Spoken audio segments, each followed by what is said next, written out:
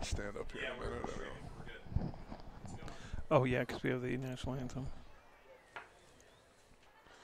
Yeah, it's going. It looks good. It looks fine.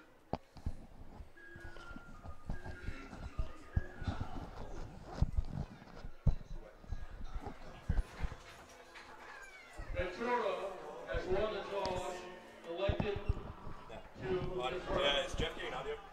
Yes, yeah. Just go ahead and, yeah, go ahead and talk. Okay. All right, we're going to sound. Yeah, just say sound test, and if you do, bring it up. Sound test, 1 2 1 2. Check, 1 2 1 2, check 1 2.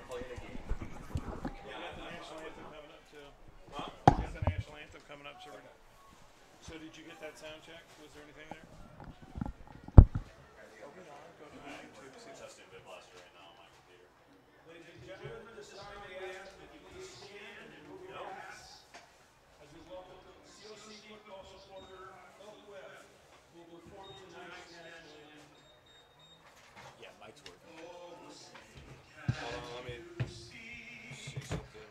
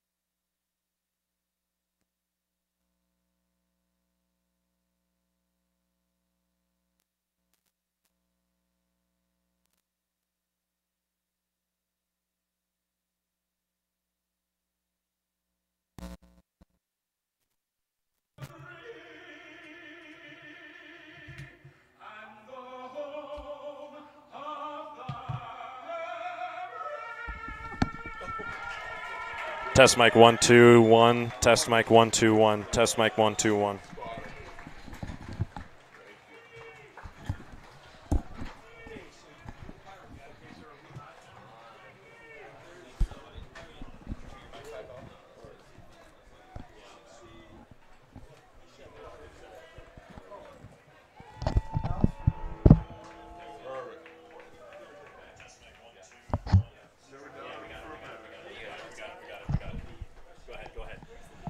Well, good evening, everybody, and welcome to Cougar Stadium on the campus of College of the Canyons here in beautiful Santa Clarita, California.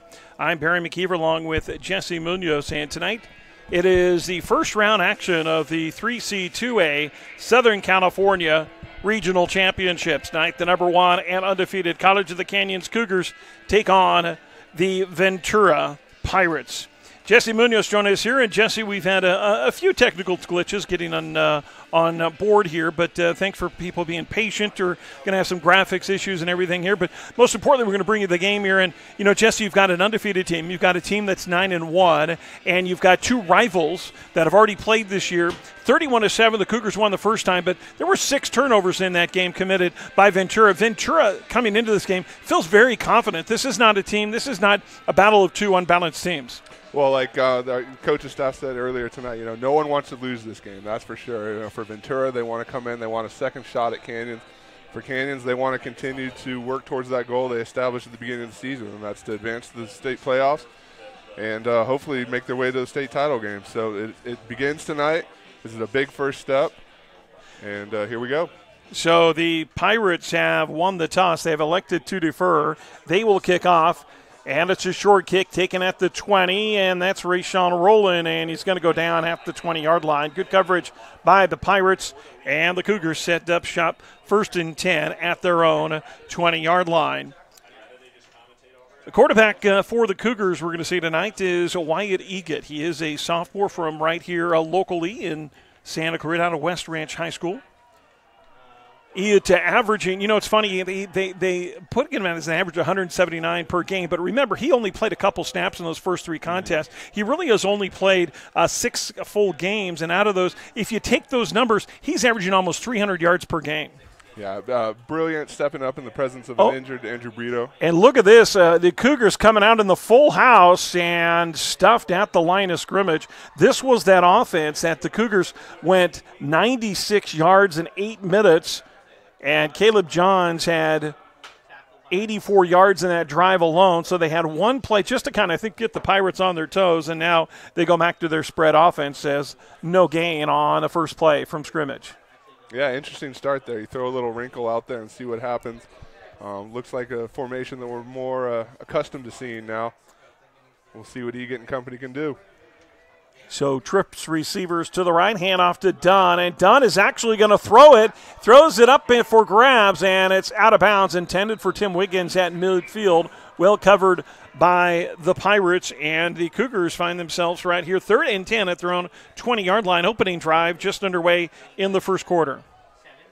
Again, going back into that bag of tricks a little bit, that's something we haven't seen yet this year. Again, Canyons, I think, just trying to change things up a little bit. So, again, triple receivers to the right for Egan. And looks like we've got a Pirate jumping off sides there. And that, I think that was Carlson.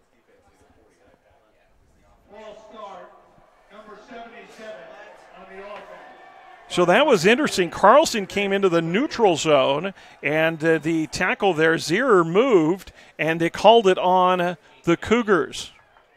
So it's going to go back 5 yards to the 15-yard line. So it'll be 3rd and 15 for the Cougars. A little bit interesting there. Usually if there's somebody in the neutral zone that causes, I think what they said is Zierer just jumped off only because he went in the neutral zone, and thus it was a false start, not giving him a chance to get back. So just underway again here in the first quarter. Opening drive by the Cougars facing a 3rd and 15. Egan back to pass across the middle, has a receiver and gets the first down up across the 35, the 33 to the 32-yard line, and that was Leroy DeShazer. Leroy gets it up to the 33-yard line, and a big 3rd and 15 conversion for the Cougars, and quickly to the ball. Here comes the tempo. And instead of going to the quick snap, they're going to look to the near sidelines. But a big play by DeShazer across the middle, and that's what was open the last time these two teams played. Leroy picking up right where he started last week. Had a big game. Look for more of that tonight. Egan again. Now trying the right side, getting it to Pierce, and overthrows Pierce at the 38-yard line of the Pirates. Jaron Pierce. You're going to hear the name Pierce quite a bit tonight. Jaron is number 11. And, of course, number 9 is Brandon Pierce. There is no relation. They are both sophomores and both out of Alamany High School. But, again, no relation, ironically enough. So 2nd and 10 after the incompletion. Cougars have it at their own 32-yard line, 13-37. Play action pass, throw right side. Catch is made and hit hard at the 40-yard line. And a huge hit coming over from the linebacker spot was Dixon. Danielle Dixon, the freshman. Well, great job by Pierce hauling that in and holding on to it. No doubt he probably heard the footsteps, but took the hit, bounced back right back up. And you can see already there's a little bit of chippiness going on out there. The teams are talking back and forth to each other. You know, a lot of nerves coming into this game. You want to make sure you play under control and do all the right things. So we'll see how that plays out. We do have a officials timeout here. Not quite sure what the back judge is looking at, so actually to keep the clock moving. The clock had stopped, so the clock needs to keep moving. The referee tonight is Ed Sapolsky. The back judge is Darnell Anderson. So 3rd and 3 after the 7-yard pickup. Another big 3rd down play here for the Cougars on the opening drive. Play action pass, has a man, completing. Oh, he dropped it. Pierce had it at the 45-yard line, but he looked to move before he could get it, and he dropped it at the 45. Would have been enough for the first. So the first time we'll see the Cougar punt team, and a big stop for the Pirate defense. Yeah, it sure was. I mean, if you're Ventura coming in this game, you'd like nothing more than that. Get off the field quickly. At the same token, though, the Cougar defense is going to come out strong, so we'll see what happens. So Tanner Brown on to kick it away for the Cougars.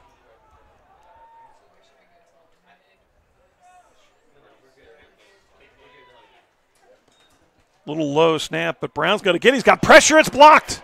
It was blocked, and it goes out of bounds at the Cougar 35-yard line. Coming in, looked like that was Carlson, who went up the middle and blocked the punt. And the Pirates have great starting field position. They're going to start 1st and 10 at the Cougar 37-yard line. 12:54 left in the first. Big play for the Pirates, and that could prove important here. We'll see what the Cougar defense can do. Backs up to the wall, but they've responded in the past. So 1st and 10 for Ventura at the Cougar 38-yard line. Their opening drive on offense, man in motion. Doman in at quarterback, hands off to Duckett, and Duckett's got room up the middle, and he's got the first down and then some. Inside the 30, down to the 26-yard line, and a 12-yard pickup and enough for a first down. Doman's going to get the start tonight. You'll see Doman and Vanderjack. Both of the guys are going to play.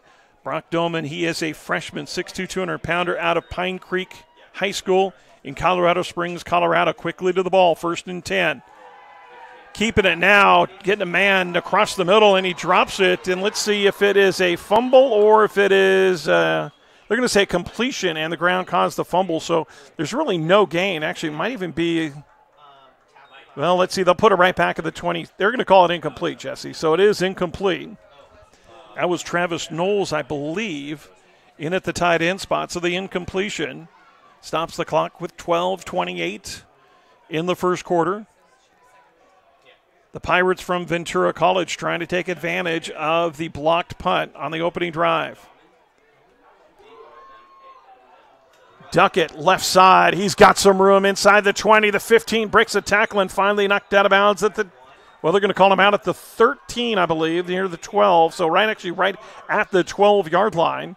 So it's a pickup for 14 and another first down for Ventura. Ventura's offense looking good here early, Jesse. Well, and a big part of that is Thomas Duckett. You know, he leads the Pirates in total yardage, or excuse me, all-purpose yardage on the season. So a big part of this offense, something the Cougars are definitely going to be looking for. Duckett again up the middle, and he's going to get inside near the 5, maybe we'll call it the 6.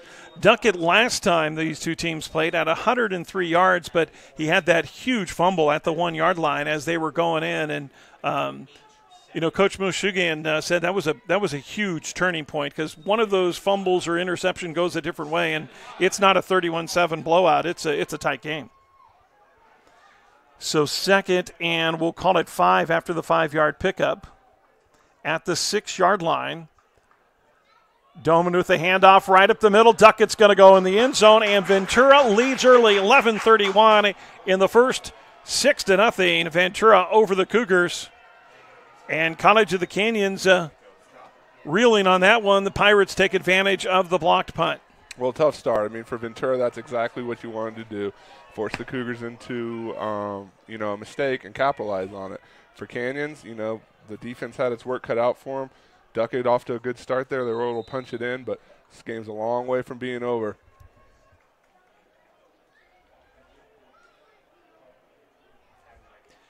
So the point after, snap is down, kick is up. It is good. So with 11:31 left, Ventura scores first, taking advantage of the blocked punt. Ventura leading College of the Canyons 7-0.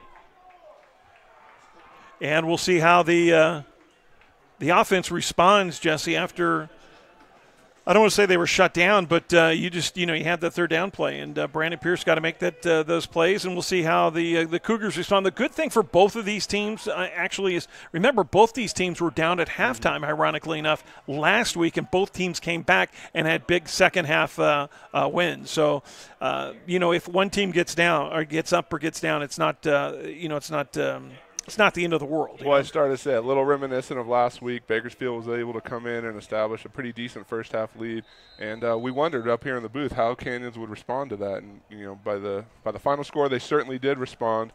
So again, different week, different opponent. You never want to assume the same thing, but we'll see what happens. So the kickoff by Ventura, a little bit deeper this time, but taken again by Rowland at the 5.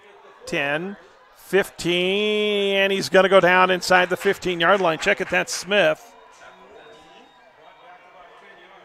Amari Smith on the return, and College of the Canyons will start inside their own 15-yard line. Yeah, I just couldn't find much space there on the return. Ventura coverage all over him. You getting company here, take a deep breath, come back out, get back into your rhythm.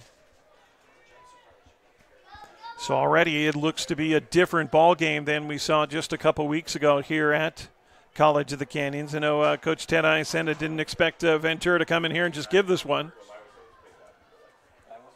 Triple receivers to the left, tight right for Egat. Handoff is up the middle to Dunn, and Dunn's going to get across the 15 to the 17, so just a pickup of 3, 2nd and 7. Dunn last week had 148 yards for the Cougars, gets the start here tonight.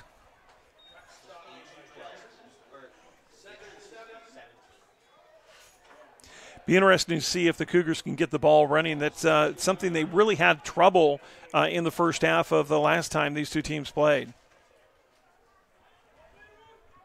The 3 speedsters on the near side for Egat, and looks to throw under pressure. He's going to scramble, throws it out of bounds. And just good job getting rid of that, but it sets up 3rd and 7.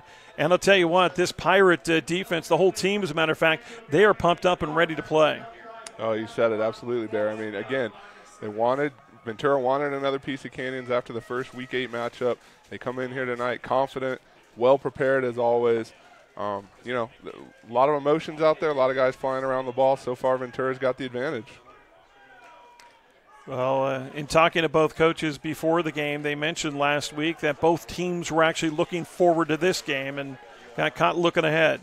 The 3rd and 7, heavy pressure for Egat, gets it away across the middle, has his man. That's Wiggins across the 35 up to the 39-yard line, and they're going to move the chains.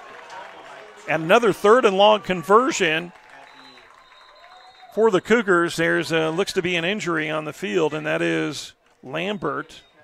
Trayvon Lambert, the 6'3", 225-pound defensive back, is going to jog off to the far sideline. Looks like it may have been a shoulder or a hand. He was holding that. But big pass across the middle to the Valencia High School standout, former Valencia High School standout, I should say, Tim Wiggins. Sure, big conversion. He's made a couple big plays over the last couple of weeks. Maybe doesn't get the attention that the Pierce boys do on a week-to-week basis, but don't overlook Wiggins. He'll come up with a big catch for you. Coach Iacenta was talking about Wiggins just being a freshman, looking forward to having him another year. Completion across the 40 to the 43-yard line. That is Jaron Pierce, and that's another 5-yard pickup, so it'll be 2nd and 5 for College of the Canyons.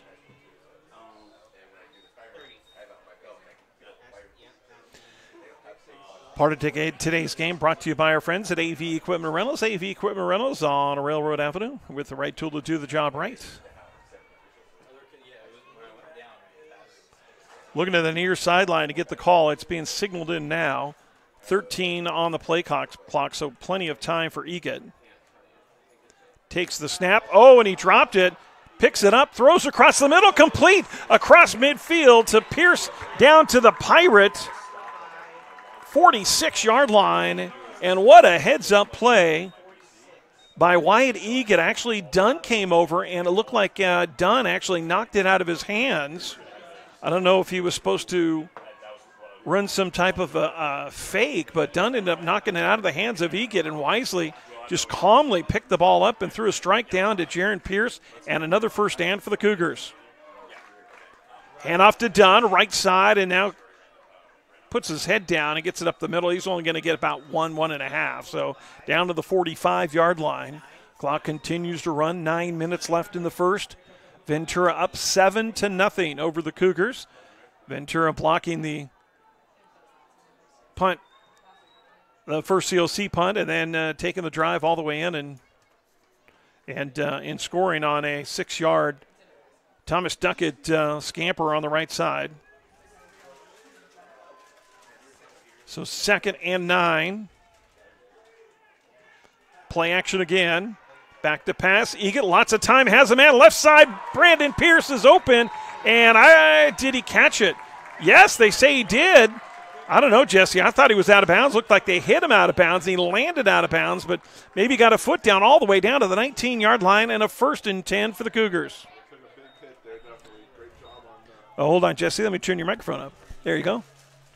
Started to say took a big hit on that. Kudos to him for hauling it in, getting the foot in bounds. Canyon's on the move here. So 1st and 10 for the Cougars inside the 20 to the 19 is where they'll put it. Triple receivers to the right.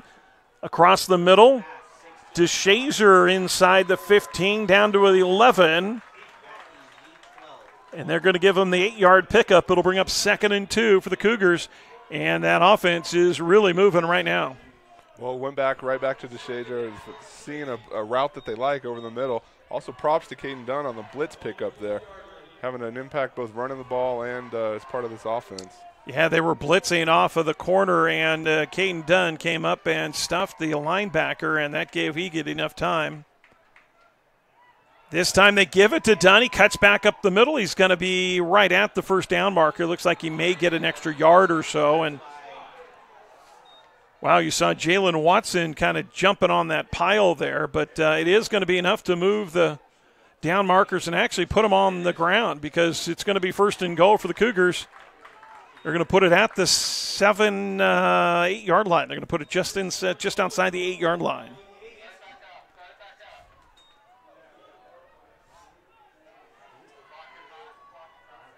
Ventura definitely swarming to the ball there. You saw him go over the top. You know, one of those plays could be a borderline penalty at some point in the game, but refs let him get away with that there.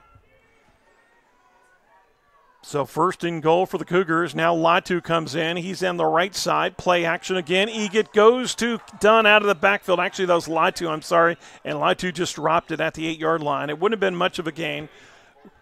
Well covered there by the safety coming over and making the play was Romero. Keegan Romero. He is a sophomore out of St. Bonaventure High School. 5'9", 180-pounder. So the incompletion sets up 2nd and goal from the 8. Cougars knocking on the door, definitely in Tanner Brown's range, but knowing Coach Isenda and the Cougars, they want to get 7 here. 6:57 left in the first. Ventura up 7-0. Back to pass. Egan, ton of time. He's got to get rid of it. Throws in the back of the end zone. Has a man. Touchdown to DeShazer. And we are a point after away from tying this thing up. And I'll tell you what, I don't know how we found DeShazer. I don't know how DeShazer was so open in the back of the end zone. Egan had all the time in the world, but a perfect pass in the back of the end zone. And again, Tanner Brown point after from tying this thing up. Well, props to the big guys up front. Gave Egan all the time in the world, like you said. And you could see the young quarterback out there kind of orchestrating things. Looked like he pointed out to DeShazer, just keep the play alive, keep moving around, and I'll find you. That's exactly what happened. Tanner Brown on to attempt the point after. Dobashi on the hold. The kick is up. And perfect 45 for 45 on the season now for Tanner Brown. And with 6:49 left in the first, we are all tied at 7. And, Jesse, we didn't expect a real high-scoring game, but the way this is going right now, both these offenses are hitting on all cylinders. Yeah, this is going to be a good one. I think everyone in the stands here tonight, all of us up in the booth, we expected – no one expected things were going to go the same as they did in Week 8, but everyone expected a good, hard-fought, tight ball game. So far, so good. That's what we've gotten, and we'll see how things progress. I talked with Coach Meshuggin before the game about the attitude of his team, and he really thought that, even though they lost 31-7, we mentioned the turnovers, that, they didn't feel like they got blown out, and they didn't feel like Canyons was a far superior team. He did mention that this Canyon team is much better than last season, but, they didn't come into this game feeling like they were running uphill. No, absolutely. And when you look back to the 2017 year, I think Canyons kind of felt the same way. They came in there. Ventura looked like they put up a lopsided score, but it was probably a little bit closer than that. Brown on the kick. It's a deep one, and it's taken inside and the goal line, and actually it's going to be – I think that is Alston, because there are 2 number 4s, Jesse. I think that's Levon Alston, the wide receiver. Or is that Jackson? I think it's Alston. Just looking at the season statistics, Alston's got 6 kick returns on the year. So probably a good chance it was him out there. In fact, what is it? 7 double numbers for the Pirates tonight. It is, of course, illegal to have the 2 numbers on the field at the same time. However, you can have, they changed that rule in college a couple years ago. You can have different players with different numbers just as long as they're not on the same field at the same time. Well, I know the players love it. They're attached to their favorite number, but it sure does cause headaches for sports information departments. 2 backs the backfield for Doman, and he gets Duckett out of the backfield across the 30 up near the 35-yard line, and Chadrick Lowry with the tackle, but not after a 10-yard pickup. And this is something that Ventura was not able to do the first time these 2 teams played 3 weeks ago. In fact, Ventura had 89 yards total passing in that game. That was far less than they had the rest of the season in any other game. Well, credit to the Cougar defense. I mean, coming into this game, had the top-ranked pass defense in the state, #1 overall defense in the state. So definitely trying to make the Pirates one-dimensional. They hand off to Duckett. They're saying he didn't get the first down, but on the run he is going to get the first down, and this is going to move the chains across up to the 32-yard line. So another first down for the Pirates. You know, and you try and talk about making the Pirates one-dimensional, but it's still tough sledding when you got a guy like Thomas Duckett out there who runs hard, accumulates a lot of yardage, talented athlete. Quickly to the ball. Here comes the tempo. 2 backs in the backfield for Doman. Doman's going to hand it the second man through. That's Duckett. He's going to get tripped up at the line of scrimmage. And, again, that was Lowry coming in and making the play. He's going to get 2. It's going to be 2nd and 8. Lowry's a guy that plays with a lot of emotion out there. I just had a chance to see him out on the field early before pregame warm-ups even started. This is a young man that's come in ready for tonight and so far doing some good things.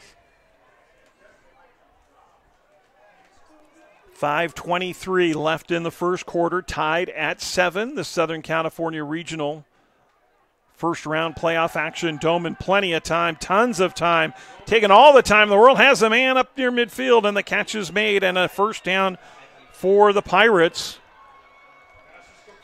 Catch was made there by Brooks. Chris Brooks, the freshman wide receiver out of Newberry Park High School. Well, Doman did a great job of squeezing it in there. Didn't see much of an opening, but he found his man. First down, Pirates.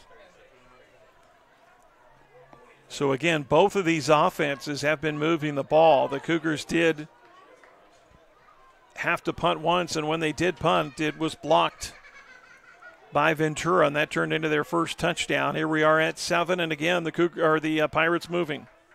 Man in motion to the left. Duckett tries the corner, and he's got it. And finally, he gets tripped up, though, and a good job by Spates coming over. Was that Ike? I'm sorry, I think that was Charles Ike. Ike tripped him up at the 48. He got down to the 46, so we'll call it 4. But, man, if Charles Ike doesn't make that tackle, he's got another 10 or 15 yards there easily. Great stop by Ike. He comes in #2 on the team in tackles with 39 on the year, also 2 sacks. So look for him to make a play wherever he is, wherever he happens to line up. And that right side, there is a hole in that right side. Johnny Morrison, who's a 6'3", 245-pound sophomore, is out of this game with a knee injury. So you're going to see a lot of Ramirez and Fainga. And now and a big hit at midfield. Huge hit as Duckett tried to reverse field, and a huge defensive hit by the Cougars. And I think, was that Fainga? Or I think it was. I think he heard you up in the booth and right on cue came up with the big hit. That's one of those plays that the Pirate running back's going to remember. Tofa Fainga from Salt Lake City, Utah, and the loss puts it back into Pirate territory at the 49. A 3rd and long for the Pirates, and a big third down play here with 3:25 left in the first. Doman's got a lot of room to get it, and he gets tripped up. Good job by Spates getting him at the 45. Doman got down to the 34. Still going to be 4th and about 4. Great open field tackle by Spates, just broke down and stopped him. Looked like Doman had some room to run. Yeah, he sure did. Could have been dangerous, but again, a great job just standing your ground, making the tackle. Pirates punt team out on the field. So Doman does not get the first down, and they actually marked him down just past the 45, and he's going to be 5 yards short. Clock still running inside 3 minutes. We're tied at 7. First time the Pirates have punted tonight, a low line drive, and DeShazer's going to let it go into the end zone. And the COC is going to start 1st and 10 at their own 20-yard line. 2:37 left in the first. Okay. First stop by the Cougar defense. Cannon's got to be happy about that. Back-to-back big hits, pick up a little bit of momentum, get the crowd into this. You know, you bring your offense back out on the field, continue to do what they've been doing. This is an exciting ball game, Barry. Yeah, we expected a good one. I mean, you've got a lot of people thought, quite frankly, yeah, Riverside has they have the undefeated record. Of course, one of them was the forfeit to Fullerton, but a lot of people, figured that these were the two best teams, and since they're in the same conference, they can't be ranked number 1 and 2. We had an idea that whoever lost that game, as long as they won all their other games, would be the at-large, and that's what's happened. So. Play action again for Egan. He's under pressure, gets out of the grasp of one tackler, now rolling to his right, looks downfield. He's going to run out of bounds and pick up about 3 at the 23-yard line. But, these two teams, the thing is there is a rivalry. Of course, there is a familiarity with the two teams, but because of the two outstanding coaches, you're not going to see this get into some, crazy kind of game. The teams reflect the character of their coaches, so you're going to see respect tonight, which you don't a lot of times see that. Yeah, absolutely. Two talented programs, well coached, well prepared. Play a disciplined brand of football, and so far that's what we've seen. And you've got movement on the defensive line. Egan just throws it away, so it's going to be a 5-yard penalty. Looks like against in the defense. I think that was the nose guard up front. Looked like that was Kyle Howard.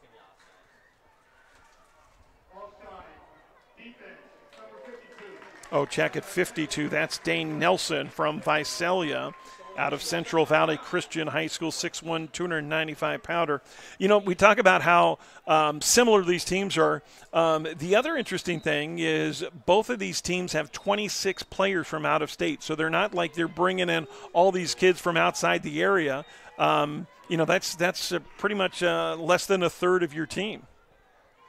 So they like to build local. Quick pitch to the near side, and it's going to McFadden. He's going to cut back his field, and he's going to get the first down across the 30 to the 34-yard line.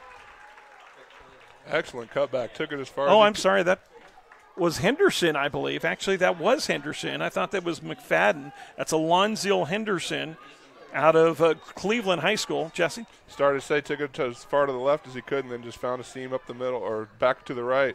Able to convert the first down. Now they line up Henderson in the slot, so no backs, an empty backfield for Egan. 1st and 10 at their own 34. Quick throw right side, catch is made at the 39, makes one man miss. Pierce gets up to the 42, near the 43-yard line.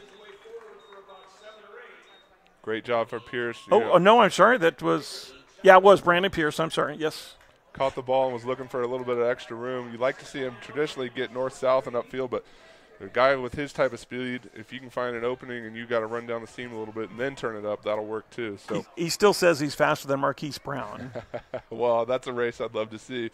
But 2nd and 2, quarterback keeper, right side. Egan's got the first down, and he's going to run out of bounds wisely and not take the hit. So he's got enough for the first, and will move the chains for the Cougars. 59 seconds left here in the first quarter. Tied at 7. This is the opening round of the 3C2A Southern California Junior College Football Championships. Barry McKeever along with Jesse Munoz. Barry, you mentioned Marquise Brown, a standout alumni for COC football. Continues to do they're big saying things. he was short, Jesse. Sorry for interrupting you, No, but no worries. he's short. So go ahead. Started to say Marquise Brown got the feature on the game tickets tonight. One of those alumni we like to shout out. Marquise, if you're watching, we're certainly watching you. Good luck the rest of the season. And I think Coach Iacenda was a little bit thrown that it wasn't a first down. They called him. They actually put it just inside the 39, needed to get to the 39, so he's about a half yard shy. So instead of a first down, it's going to be 3rd and less than a yard. And Coach Ted Iacenda calls a timeout here. Well, one of those ones where I'm sure Coach Iacenda wishes he had the red flag to throw out on the field and get a review. But timeout maybe a little bit to let his guys catch a breath, but also ask the refs, how close was that? Yeah. Or if it's that close, why not measure it? Again, the referee tonight is Ed Sapolsky. The umpire is Ron Gillenberg. Head linesman, I should say, is Tret Brown. Line judge, Greg Covington. Field judge is Fred Hemsiah. And the side judge, John Gill III. Your back judge is Darnell Anderson. So third and less than a yard for the Cougars here. Still tied at 7, 49 seconds left. They come back in that full house offense with the 3 linebackers, and barreling forward is Johns. And Johns keeps going, and he's going to get all the way up to the 48-yard line. And it's a pickup of 4 yards and a first down for the Cougars. You know, just another weapon for Coach I in College of the Canyon to have a guy that's a stud out there on defense be able to come in and carry the ball like that. I mean, we saw what he did in Week 8, already getting a taste of the action here in the playoffs. So, again, another one of those weapons to have in the stable. So 1st and 10 for College of the Canyons at their own 48-yard line, winding down in the first quarter, all notched at 7. The handoff to Dunn, straight up the middle, makes one man miss and gets up across the 50 down to the 47, and that looks like it's going to be our last play in the first quarter. So they're going to give him 5 yards actually. So the 5-yard pickup is going to bring up 2nd and 5.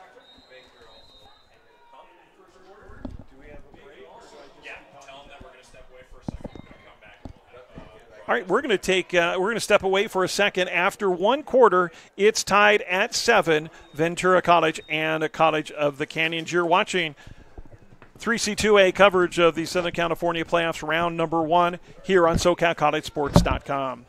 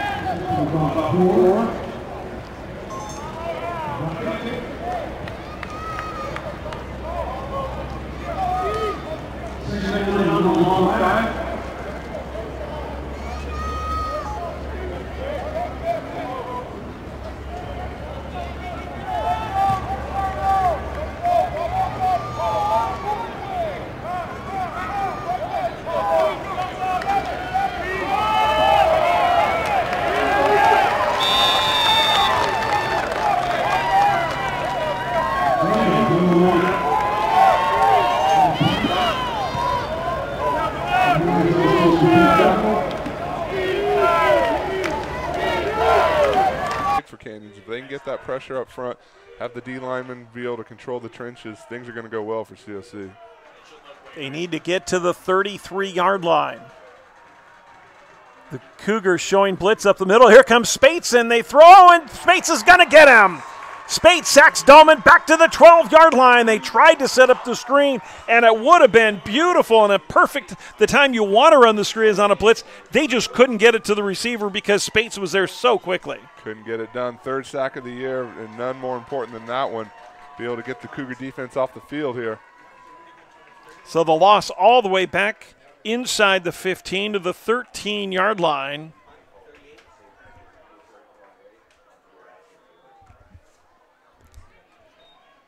So set to kick it away is Hensey in his own end zone. Cougars coming after it, but Hensey gets it away. It's a low-line drive kick. DeShazer lets it go, and it's going to take a huge Ventura bounce all the way down to the 31-yard line. So a big punt for the Pirates and got him out of a field position mess there. And then that's one of those turf monster bounce, right?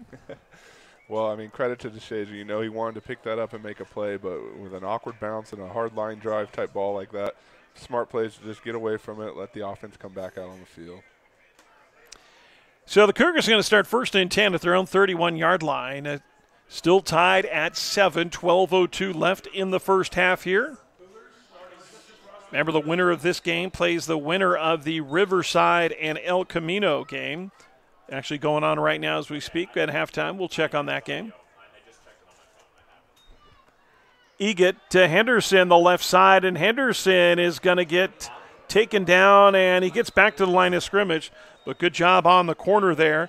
That was Carlson, Trenton Carlson, the sophomore linebacker from Mission Viejo High School.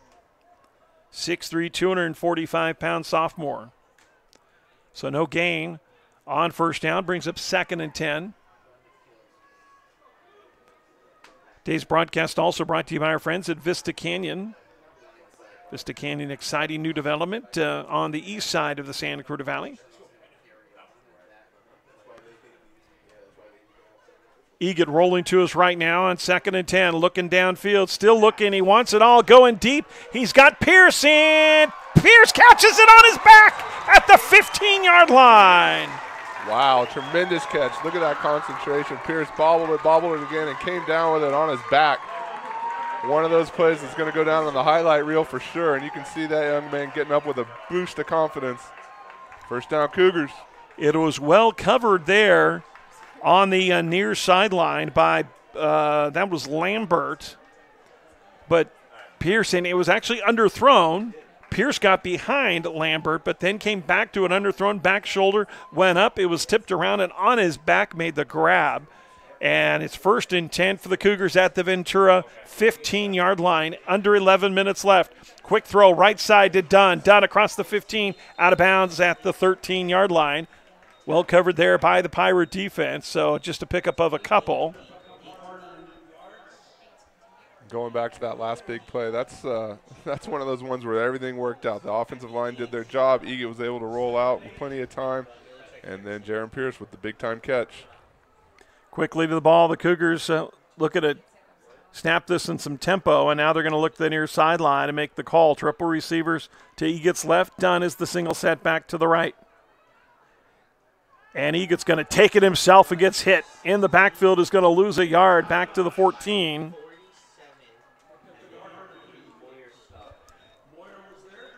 Boy, all over him was Brenton Moyer, the freshman linebacker at defensive end from Reading, Pennsylvania, 6'4", 6'2", 240 pounds there. So 3rd-yard line, under 10 minutes left, tied at 7. Here in the second quarter. And now Wyatt Eget wants a timeout. I'm not sure if there was something on the defense that they didn't like, but nonetheless, we'll stop the clock at 9:41, come to the sidelines and talk things over. I think that's a situation where he just wanted to make sure he got the right play call in. I saw Coach Isinda sending in the signals there at the last minute. You know, big third down play like this in the red zone, you want to make sure you know what you're calling. So Saber to take the timeout. Good opportunity to thank our friends at Sage Staffing, Greg Kincaid and the whole crew over there. Thanks so much, Greg, for the support of College of the Canyons football as well as College of the Canyons Foundation. They've Greg been Greg and Laura have been such big supporters at College of the Canyons. So if you have any temporary staffing needs, Sage Staffing is where you want to call, or who you want to call, I should say, or where you want to go. I don't know. You know what I'm talking about. So on 3rd and 10, we'll see what the Cougars dial up here. Trips to the left of Egot. Dunn again, the single setback. Pirates showing blitz up the middle, and they back off. Corner of the end zone, the man was open. Pierce was there, but he got turned around, and the throw was bad. He had Pierce in the corner. He just threw it too short. And you wonder, again, if that was one of those things where maybe the route was not what he was expecting, or if he just threw it to a place that Pierce couldn't get to. Either way, well in Tanner Brown's range, so the Cougars could come away here with points. Going to tee it up at the right hash mark at the 22, so it'll be a 32-yarder. Junpei Dabashi will hold for Tanner Brown. 5 of 8 on field goals for the season. Brown, the snap is down. The kick is up. It has plenty of leg, and it's good. So the Cougars, with their first lead of the game lead 10-7, 9:31 left in the first half. Again, the stall drive there, or the drive stalled, I should say. And he had Pierce open. Egot just couldn't get it to him. And a lot of that, too, was the pressure coming from that ends. And that is one thing that the Pirate defense did do, and Ventura's been effective on tonight, is pressure from the edge. They've got a lot of talent on that defensive line. Oh, absolutely. And like I said, the Cougar offensive line is going to have their work cut out for them. This is a talented group that's going to come in here, play with speed, play with a lot of emotion. So kudos getting it down the field that far. You were able to get the 3. You know you want more, but still a successful drive when you think about it. So it looked early, Jesse, like this was going to be a high-scoring affair. Both defenses have settled in, and now it's almost like you're happy with a field goal. Yeah. Like I said, again, you go back to the emotions of this game. You're playing in the playoffs. You get your home crowd here in front of you. I mean, there's a lot going on. So to see things start to slow down, that's to be expected. Number 1 versus number 4 here at a rematch where COC won 31-7, but this one's going to be much closer tonight. Alston on the return up across the 25 to the 26, and Ventura will set up shop there. 9:25 left in the first half. We'll see if Doman stays in there. Talking with Coach Beshugian before the game, I said, how do you know when to switch your quarterbacks? And he said, when he feels like the offense is kind of stalling. And I think that's you might want to say that over the last couple drives, that offense has stalled a little bit under Doman. We'll see if they keep him in. And yes, it is. So Brock Doman will stay in at the quarterback spot for Ventura. Duckett, the deep man.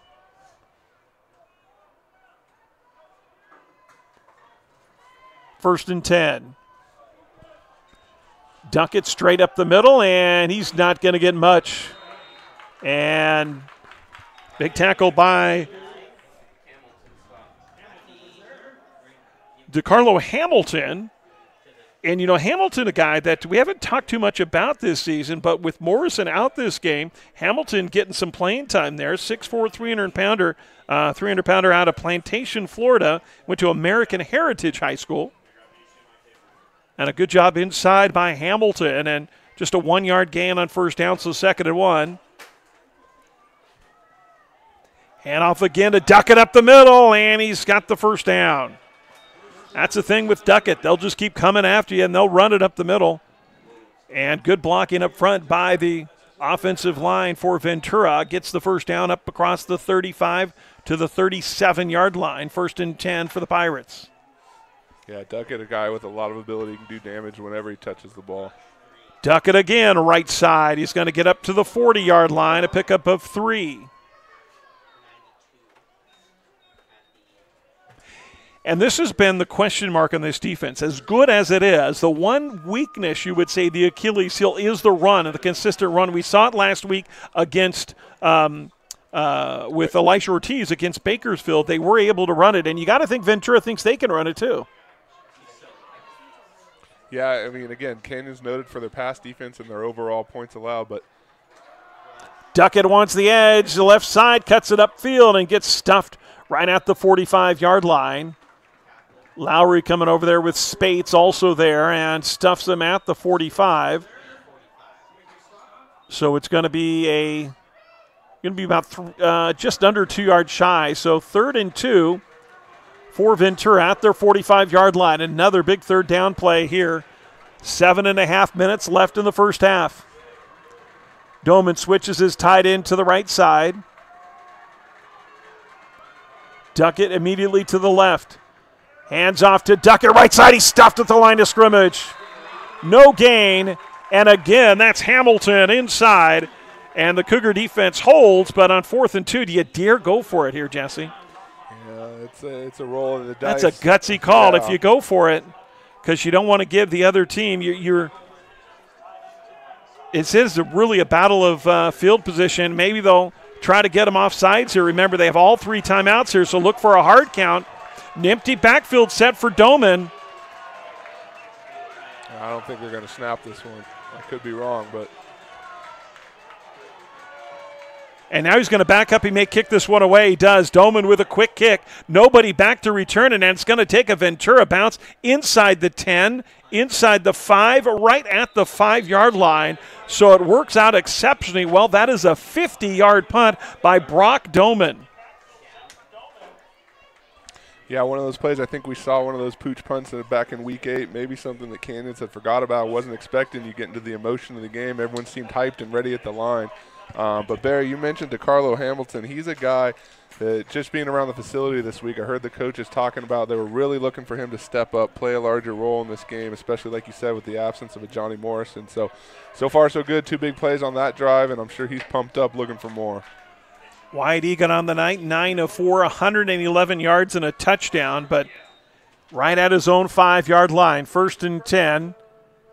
Cougars got to be careful here, but can't get too conservative. Now they're looking to the play call on the near sideline. Trips to the left of Egan. And the handoff to the right side is McFadden, and he gets in. It looks like got a face mask, and yes, they did. So it's probably going to be a 5-yard face mask. That is Cartilus McFadden with the carry on the right side, getting up across the 8-yard line. So a pickup of 3, but I think they're going to tack on a couple yards here. Well, and at that position in the field, you'd be happy to get any yards you can, so the extra 5 will certainly help. Ooh, they're going to get 15. I don't know about 15. Well, that helps even more, but definitely for the Pirates, not something you want to see, and I'm sure something Coach Michigan's going to be upset about. So they let the Cougars off the hook here. Now they're all the way out to the 24-yard line after the 15-yard penalty. You know, and it's plays like that, Barry, that can make the difference in a drive and in the end, a ball game. You get a little bit of extra yardage there. You got some room to operate. And a dangerous throw intended for Pierce, and actually both Pirates thought they had it. In fact, you've got an injury. One of the helmets have been lost. Both Pirates hit each other trying to go for it. Pierce had a chance at it, but a very dangerous pass there by intended for Brandon Pierce. Well, it looks like the Pirate defender's getting up now. When that first happened, you were wondering if it was an injury or if it was just frustration that they weren't able to come up with the ball. Kind of lingering on the field for a minute, but still tending to one of the men out there. Danielle Dixon is one of the injured. He comes up. He's going to be okay, and actually now limping a little bit to the near side is Lambert. Trayvon Lambert, another big part of this Pirate defense, came in tonight with 52 tackles. So Lambert out of Augusta, Georgia. The big kid, 6'5", 225 pounds, but a lot of speed as well. So the incomplete pass brings up 2nd and 10 for the Cougars. Clock stopped temporarily, 6:11 left in the first half. Cougars up 10-7 again, first round playoff action of the Southern California Championships. And we've got some movement in the line, and this is going to be a false start against COC.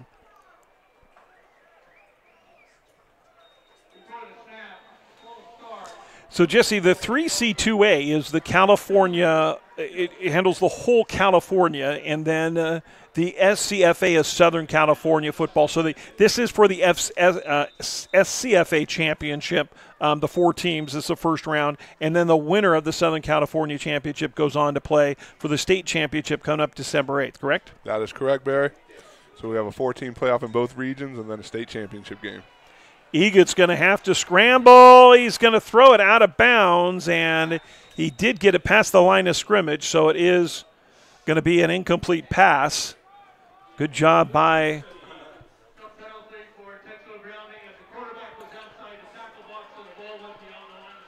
Thanks for the clarification. Ed Sapolsky, the referee tonight. So it's going to be a 3rd and long here, 3rd and 15 for the Cougars at their own 19-yard line. Depending on what happens here, this is going to be one of those plays where you circle it. If Canyons is able to convert and get the first down, it's huge for them. On the flip side of the coin, Pirates can stop this. It's a huge momentum swing. Canyons just 3 of 5 tonight on 3rd down. Taking a lot of time here. 8 seconds left on the play clock. Got to get it off. 5 seconds, and they're not going to get it off. So some confusion on that in that offense. Didn't look like everybody was set and knew what was going on, Jesse. Yeah, another one of those situations. I saw Coach I sending in the signals late, and it didn't look like either the team out there wasn't picking up on him or he saw something he didn't like. So, again, safer to take the timeout, regroup, go back out there with a straight plan. So that is the 3rd and final timeout of this half for the Cougars.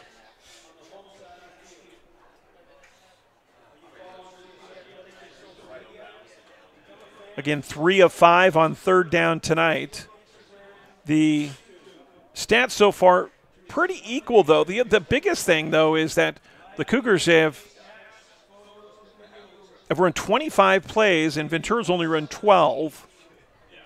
The yards, 141 total yards for COC, 68 for Ventura. 111 of those passing for the Cougars. Well, and a big part of that, I think the short field on the block punt. Right. That'll certainly contribute to those types of numbers. So we'll see what Coach Ted Iacenta can dial up here. 3rd and 15 for College of the Canyons on their own 19-yard line. Egan back to pass. He's going to get sacked, and he lost the ball. He lost the ball. Looks like Ventura has it. Ventura will recover inside the 10-yard line, and the second turnover of the night committed by the Cougars, and this is exactly opposite of what happened 3 weeks ago. Yeah, and you see the Pirates coming up with it there at the bottom of the pile. Honestly, I don't think Egan ever saw that pressure coming off his blind side. We'll take a look here. Yeah, he didn't see him at all. No, and he gets sandwiched there and just coughed it up. That's one of those things, not much you can do if you take a hit like that and you're not even expecting it. But tough break. Cougars have responded in the past. Talking about a short field to work with. Yeah. It was a short field at the 37. It's much shorter at the 9-yard line. They got their work cut out for them. But if they can turn the tables, maybe get a stop or a turnover of their own.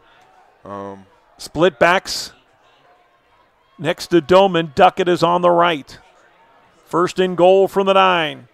Duckett trying the left side. Looking to pick up a block. He does. Touchdown, Ventura. Well, just a well-executed run play. It looked like every man on man, everyone got their block, and Duckett, if he's got some space, he knows what to do with it. Found the end zone there. They lined up Tyrese Golar, the kind of fullback running back on the left side, and he made a nice block on the edge on Shadrick Lowry, and that allowed Duckett to cut up the middle, and an easy 9-yard touchdown. Duckett's second of the night, and Ventura takes back the lead, waiting the point after. 5:50 is left in the first half.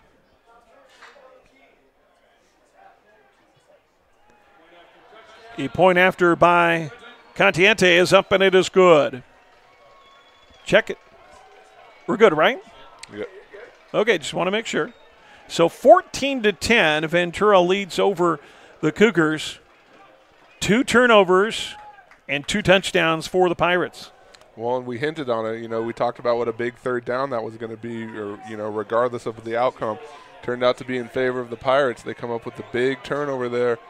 Egan puts the ball on the ground, and one play later, it's a 14-10 ball game. So, not much the Cougar defense could do on that one. Pirates came back and executed a great running play. So I think if you're Coach I and the Cougars, you take a deep breath, you send your offense back out on the field, and you just get back into that rhythm. Still a lot of time in the first half. Remember, the Pirates did defer. They won the coin toss, so they will receive to start the second half.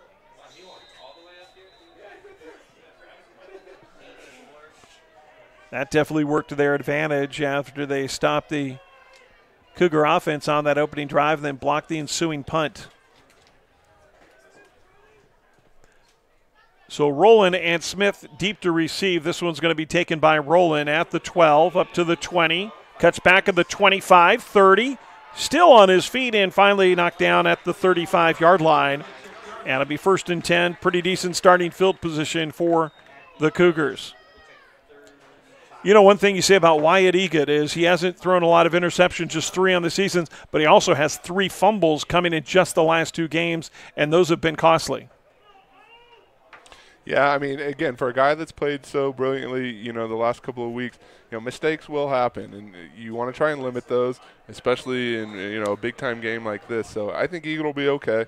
You regroup a little bit, you get your confidence back in you, a couple big plays down the middle or over the middle or down the sideline, and, he'll be right back in it. And Egan's going to keep it himself up across the 35. He faked the pitch to Dunn. It was well covered on the corner.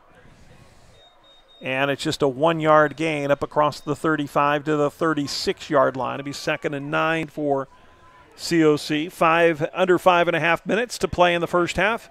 Ventura up 14-10 here in the first round of the Southern California Regional Playoff Championships. Winner will take on the winner of Riverside and El Camino. And then the winner of that game will head off to the state championships. He got under pressure, has got to throw it out of bounds, and I don't know if this got past the line of scrimmage. Well, it's going to be close either way.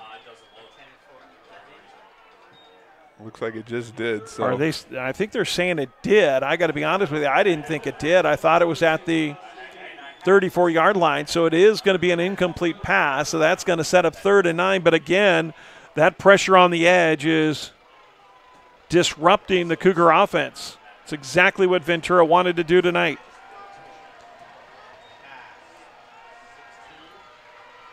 Again, Egan scrambles, has to look downfield, got to get rid of it, and it's incomplete.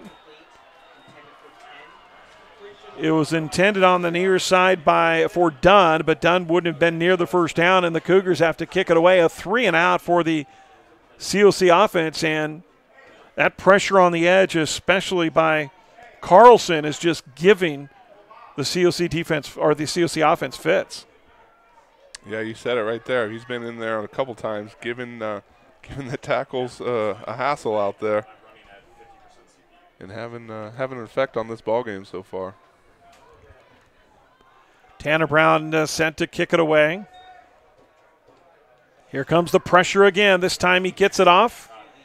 And it's going to take a Cougar bounce at the 35-yard line inside the 30, and it's going to rest at the 25. Pirate special teams doing a great job getting after the ball there. I don't know if that snap came in a little bit slow or what the issue might be, but that's twice. One with the block punt, and then there looked like they were just footsteps away. 39 yards on the kick, no return. So 1st and 10 for Ventura at their own 35-yard line. 4:38 left in the first half. Ventura with a 14-10 lead. Both these teams from the Northern Conference. They played 3 weeks ago where COC took advantage of 6 Pirate turnovers and won 31-7 tonight. It's been 2 turnovers for the Cougars. Doman back to pass. Throw right side. Has a man at the 30. Dropped it. It was wide open at the 30-yard line, and I think that was Alston. Check it, actually. That was Benson on the dropped pass. Stops the clock with 4:32 left in the first half. Two backs in the backfield. This is where they like to run that lead for Duckett. Duckett on the right side. Taking plenty of time to snap this. Inside 4 seconds, and they're going to have to call a timeout. This will be the second charge timeout.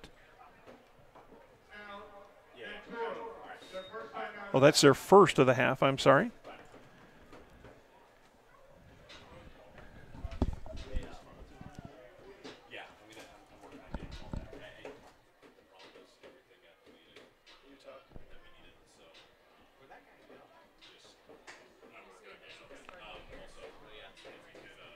Coach Eisen out there talking to his defense. I think the Pirates came away with one of the similar type situation where they weren't sure the play they wanted to call, and rather than risk anything, you take the safe time out and go out there and discuss with your team. But again, you know, Cougars give up the touchdown. Don't get much going on offense. The Pirates are here looking to storm back, try and get another one. You know, you're going to look back in this point of the game and see this could be a key drive for either side here. So, Jesse, I didn't get a chance to see the stream, but, you know, normally we've got viewers from all over the country watching here on SoCalCollegeSports.com.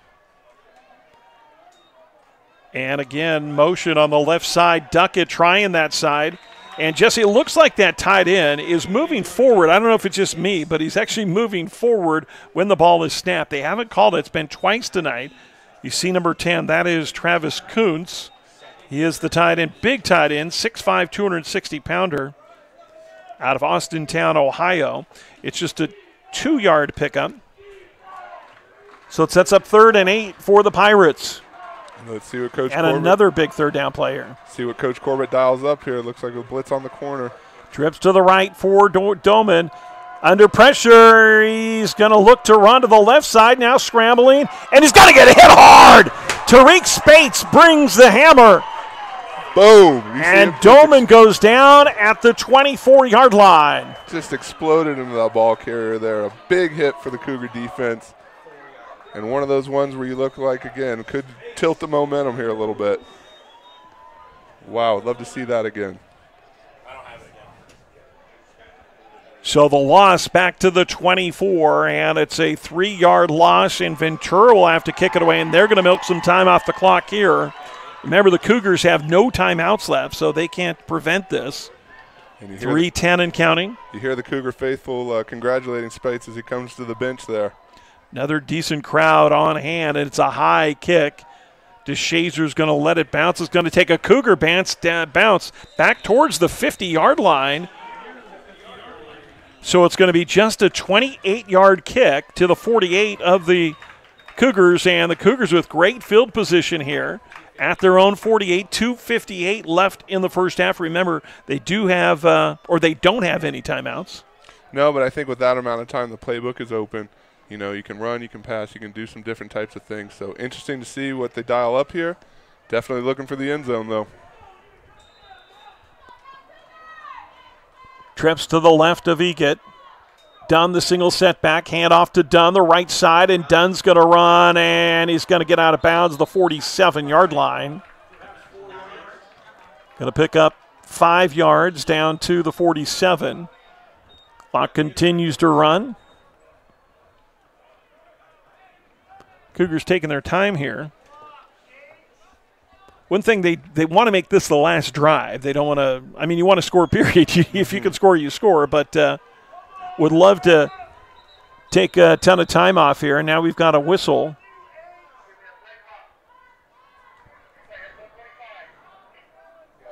They're checking on the play clock to reset the play clock.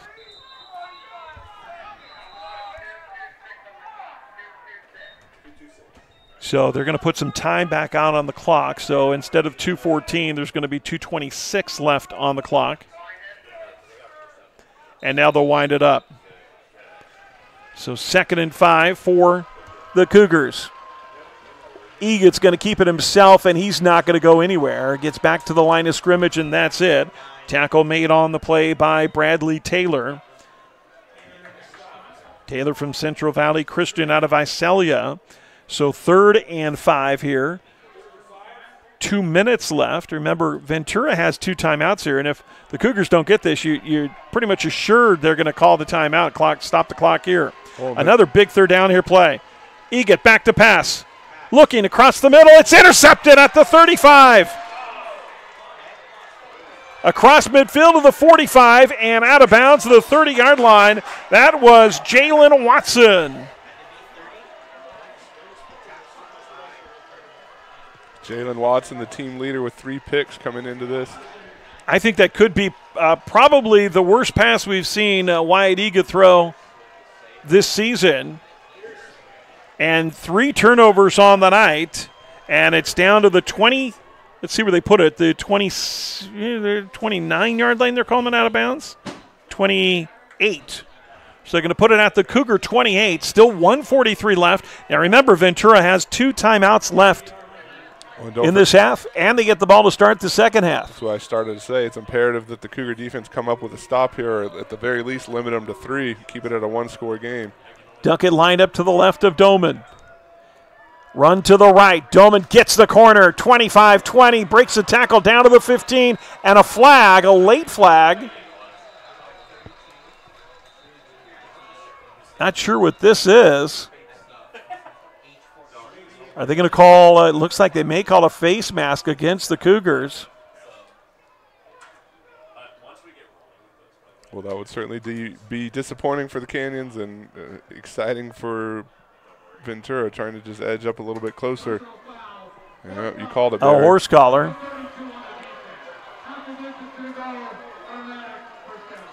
So it's going to bring it 1st and goal inside the 10-yard line down to the 7. The Cougars have committed 3 turnovers tonight on the first 2 times. Ventura took it in for touchdown, trying to make it a 3-for-3 here. Inside 1.5 minutes left in the first half. Now Ventura, they're trying to run the clock down so the Cougars don't get a chance here. Duckett lines up to the left of Doman. Now they send a man in motion. Doman throws it to the corner. Up in the end zone. It's caught in the back of the end zone. Was he in bounds? Yes. Touchdown, Ventura. Making the grab was Brandon Jordan. And the largest lead of the game, 20-10.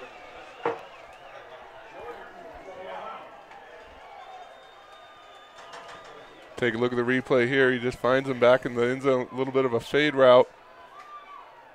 Gets behind Antonio Hunt. Able to haul it in. Touchdown Pirates.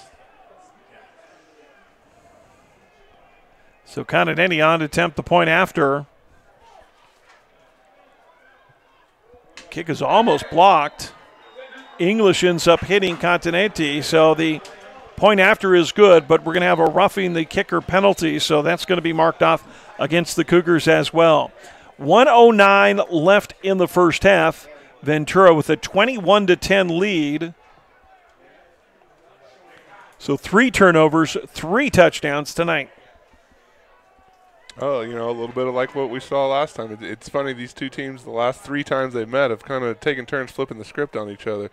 You go back to the Week 6 matchup in 2017. Canyons coughed the ball up early twice in the first quarter.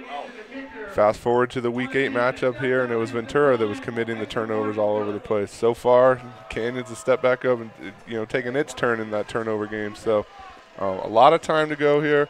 We saw last week Canyons got behind early and was able to respond in the second half. So hopefully, if you're Coach I, you look for that same sort of result. If you're the Pirates, hey, you got everything going in your favor right now, and you're just looking to continue that. So a 1:09 here. Hopefully, Eget was settled down a little bit on the sidelines. We'll see what we can do. Well, thanks for joining us here on SoCalCollegeSports.com. Good to have you with us. It's a beautiful night for football, and right now, in the first half, it's been all Ventura. The undefeated and number 1 ranked team in the state. College of the Canyons Cougars down at 21-10. They'll find themselves down at halftime 2 weeks in a row here after never leading at halftime rest of the season. So they do have 1:09 left here. Last time the Cougars went to the playoffs in 2013, lost in the first round. And Rowland is going to take this kick back at the 5, the 10, the 15. Actually, that's going to be Smith. Smith across the 20, the 25, and out of bounds on the 27-yard line. Amari Smith with the decent return. Now 1:01 left. You've got no timeouts here. Do you take the chance and throw it downfield knowing you're down by 11 points? I think you do. I think you still have confidence in Egan. He's played well all season long, regardless of the turnovers tonight. And you know about the dynamic playmakers the Cougar offense has in their receiving core. So let's open it up a little bit, try and push it downfield and see what happens. Worst thing that can happen, Pirates come up with another turnover and you look to your defense for another big stop. So I think you roll the dice here, push it downfield. Empty backfield for Egan. Back to pass, looks left, has a man, catch is made up across the 35, out of bounds at the 36-yard line. That was DeShazer. Barry, and this is, again, something we haven't seen a lot of, the hurry-up, the 2-minute offense, the 1-minute offense, and that's just by virtue of game flow and where Canyons has been. But make no mistake, this is something that gets practiced every week for just these type of opportunities. So we'll see if he gets up to the challenge. 56 seconds left on the clock. Again, empty backfield for Egan. Goes deep, left side at the 30, incomplete, and this is going to be an interference. That's an easy call. Try to get it to Jaron Pearson. The defender never turned around. And I think that's another reason why you force the issue and push the ball downfield. If nothing else, you come up with a penalty like that. And we see Pierce here just number 30 all over him. Yeah, that was Calvin Williams, the freshman out of Saguaro High School in Scottsdale. And you call that all day long when the defender never turns around. And for Canyons, Coach I and his staff, that's almost as good as the reception. You get the yards, you move it downfield. Of course, you like to have the catch, but, hey, a fresh set of downs does the trick too. Puts it at the Ventura 49, and there may have been some movement on the defense. The ball is just thrown up for grabs, but they didn't call it. Looked like the defensive line was offsides there, Jesse. Mm-hmm.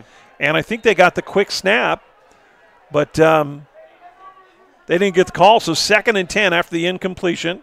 Stops the clock with 44 seconds left in the first half. Ventura with a 21-10 lead over College of the Canyons. Triple receivers to the right for Egan. Empty backfield again. Ventura looks like they're going to bring people. Now they back off. Pressure comes from the edge, and Egan's going to go down. Again, coming off the edge there, that is number 10 at 10 in Carlson. And Carlson has made a living in the backfield all night long. You see him on the left side of your screen. Carlson, and I want to say maybe Brett Moyer got there to finish it off. Tremendous pressure by the Pirates. 19 seconds left here, 3rd and long for the Cougars. 10 seconds left. Egan, straight drop back. Throwing it deep across the middle. Has a man to the 30. Catches made to the 28-yard line. Brandon Pierce. So clock stopped with 2 seconds left. They're trying to get the field goal unit on the field. Here comes the field goal unit. And they're going to try to kick a field goal here. 2 seconds left. They'll see if they can get him set. And the time expires, so they're not going to be able to kick a field goal. I'm a little bit surprised, Jesse. Would have liked to see you had 2 seconds. You had enough time to spike it. Yeah, interesting. I don't know if they don't know what happened there. If they were just prepped and had the field goal team ready, and that was the first way of thought. But a disappointing outcome not to be able to get that play off. Looks like Coach I is talking to the officials, see exactly what happened there. So the first half is all Ventura, 21-10. 3 turnovers for the Cougars, and that converts to 3 touchdowns. And again, this is almost like we're seeing this movie all over again, but it's in reverse order. It's like, what do you call that when you have what do you call that? The ulterior, I don't know. What? Come on, you got to know that, Jesse. Isn't it like a superhero thing when you have something that's an ulterior universe that's exactly opposite? But that's what's happened tonight, as this has been all Ventura, the 21-10 lead, and the Pirates get the ball to start the second half. Barry, I think you were talking about a Bizarro world. Bizarro, that's it. See, I knew you would know it. It just took me a minute, but it yeah, took you a bit. like you said, heading back to the halftime locker room, a little bit of what we saw last week against Bakersfield. And, looking back, the tone of the locker room was, hey, the guys looked around and they thought, hey, we're better than this. We can play better than this. We've got this. And they came out and did that in the second half. So I'd look for much of the same here. I don't expect a big, raucous halftime speech. It's more just refocus and let's get back to doing what we know how to do. All right, so stay tuned. This is going to be a great second half coming up. You are watching the Southern California Football Association Regional Playoffs, round number 1 on SoCalCollegeSports.com. The number 1 ranked College of the Canyons Cougars down 21-10 to the number 4 ranked Ventura Pirates. So stick around, more to come. We'll have the halftime stats and more. You've got it tuned to SoCalCollegeSports.com.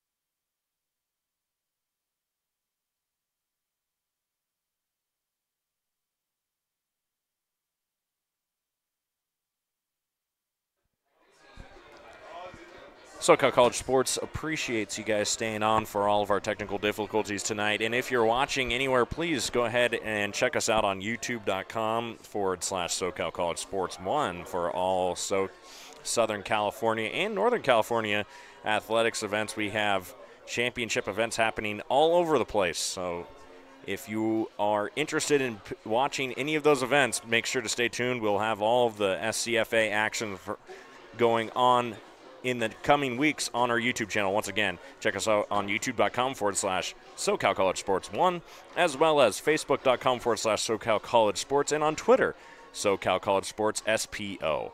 Once again, thank you for tuning into the broadcast, and thank you again for bearing with us during these technical difficulties.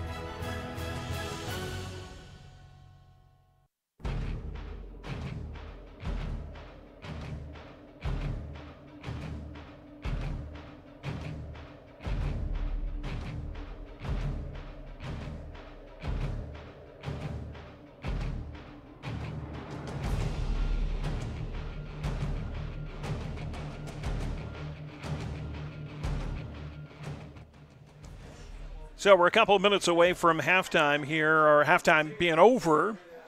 And on SoCalCollegeSports.com, I'm Barry McKeever along with Jesse Munoz. Good to have you. At halftime, 21-10. And this first half, Jesse, has been all Ventura, and due to the 3 turnovers, and like we said, it's like a bizarro world, exactly opposite of what we saw 3 weeks ago. And this is the challenge when you have a team, when you beat a team, and then you got to come back and play them again because, you're thinking, hey, we're going to beat them again. Why would it be any differently? And then you've got Ventura who's thinking, hey, we had 6 turnovers. We shouldn't have lost that game. So they feel like they have something to prove. And now you've got halftime, so what does COC have to do to come back and get back in this game? It's only 11 points. It's not like it's a blowout. But what do they have to do to make sure this doesn't get away from them? Well, I think similar to last week, you saw them come out of half with the disadvantage there. I think you just settle down. I think you clean up the mistakes. I'm sure Egid feels horrible about the 3 turnovers, but you can't really put it all on him. You come back out here, you refocus, you get back to doing what you're doing well. A big stop or a turnover here on Ventura's first drive, and you're right back in the ballgame. So not time to panic or freak out yet. Canyons hasn't been in this opportunity a whole lot, but we saw a little bit of it last week. They were able to respond. They were able to overcome that adversity. So hope to see more of that here tonight. If you're a COC fan, and for the Pirates, hey, you got to be ecstatic. Nobody thought this game would go the same way as it did in Week 8. Again, you look at that 31-7 score, maybe a little misleading on paper, especially if you weren't here to see the game. But this is going to be a good one. 30 minutes left. 3 turnovers, 3 touchdowns for Ventura. 2 of them were Thomas Duckett runs. The third being a Brock Doman pass completion of Brandon Jordan for 7 yards. The only touchdown for the Cougars, Wyatt Egid, had the 8-yard touchdown pass to Leroy DeShazer. And it's 21-10 at halftime. The Cougars going to kick things off here to start off the second half, and Ventura is going to have first shot at it on offense. Brock Doman passing numbers 3 of 5, just 27 yards, but on the ground, Duckett with already 91 yards in just the first half.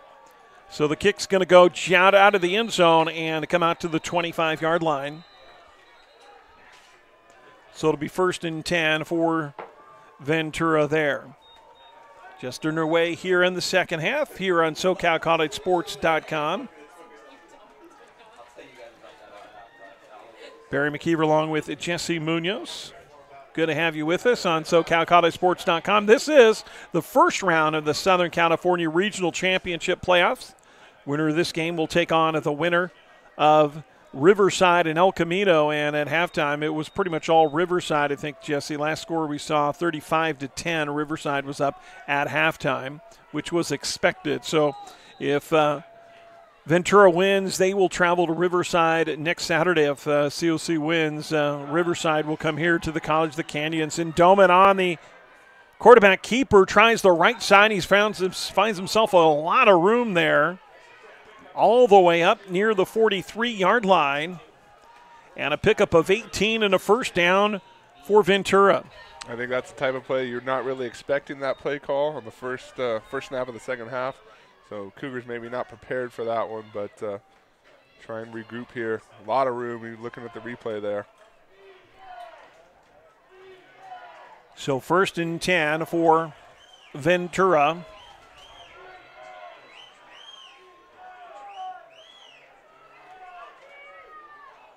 Taking a lot of time off the, now 1 second left on the play clock. They barely get it off. Duckett gets hit in the backfield, but he breaks a tackle. He's still on his feet, and he rumbles down inside COC territory to the 44-yard line. And those are missed tackles you just can't do. Gio Ramirez was in there, had him about 2 yards in the backfield, and was not able to haul him in. Yeah, good run by Duckett. Just kept his feet moving. I thought for sure Gio had him tied up and down on the ground, and he came out of that unscathed. So first down, Pirates. Down to the 44-yard line of COC, opening drive of the second half. Inside a handoff down to the 40-yard line. That's the first time we've called his name. That is Brandon Jordan. Jordan had the Oh, check it. I'm sorry. That was actually 22. So that was Gil Scott Jackson, his first carry of the game.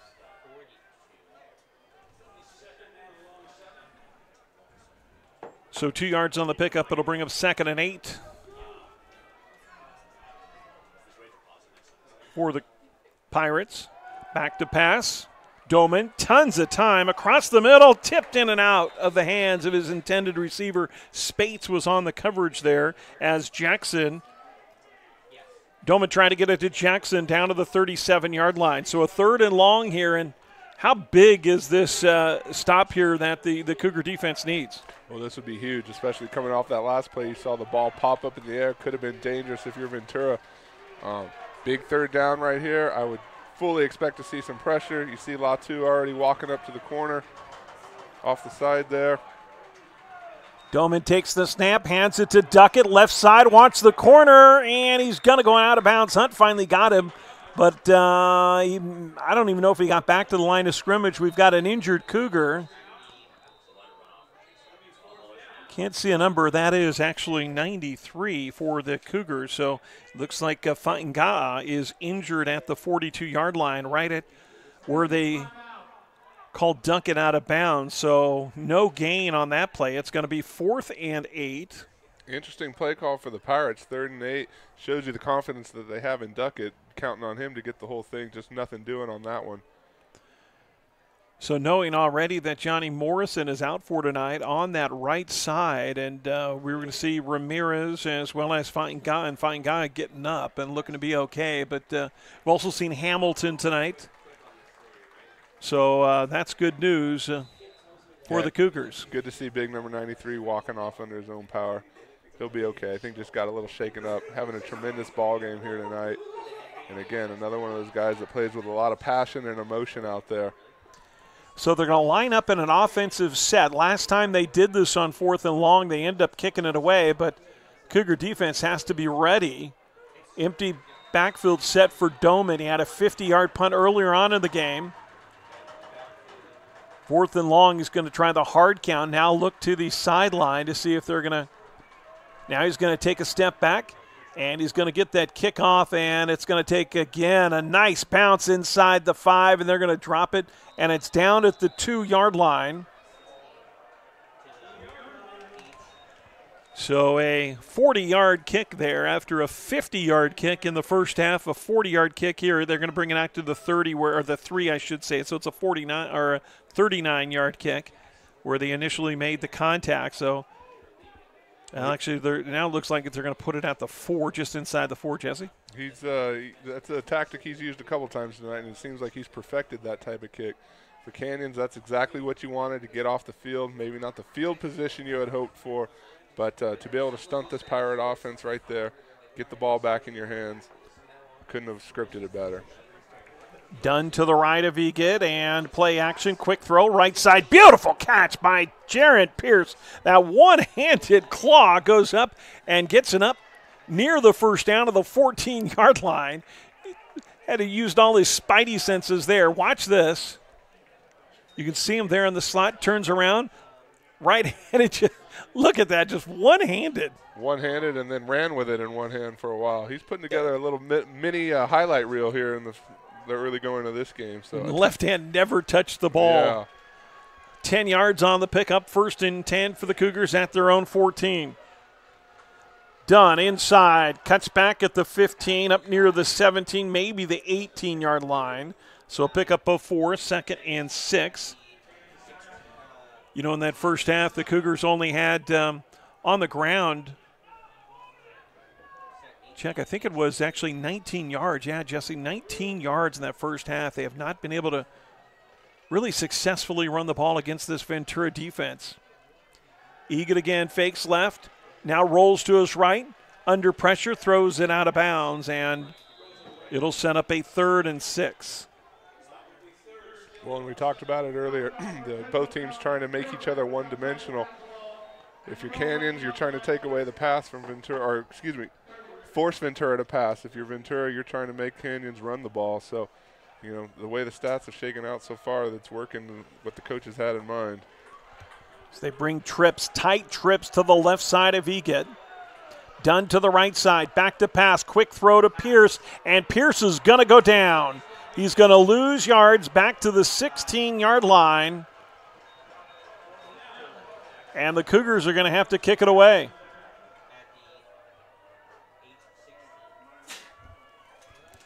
Not what you were looking for if you're a COC fan, but that Ventura defense, again, pressure on the corners, and then they flooded that one. They needed 6 yards, but Pierce didn't.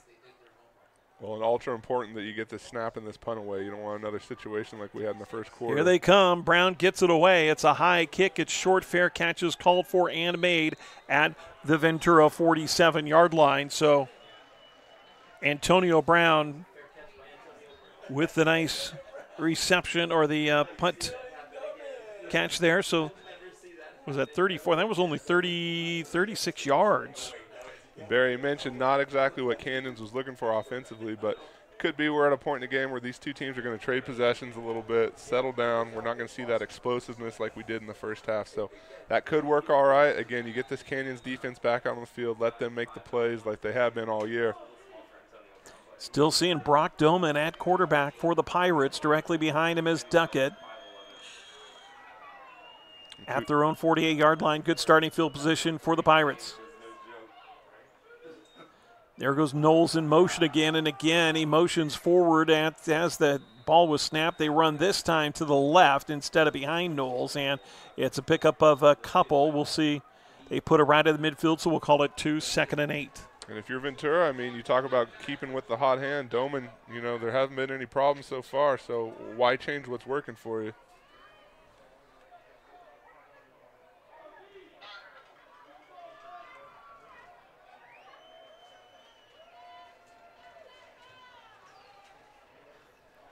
Back to pass. Doman across the middle. Has a man. Just threw it too high. There was a couple Cougar defenders in the area, just not close to the intended receiver, so that one hit the turf. But another big 3rd and 8 coming. Eventually, you got to feel like that Cougar pressure is going to get to Doman. No better time than now if you're Coach Corbett and the Canyons defense.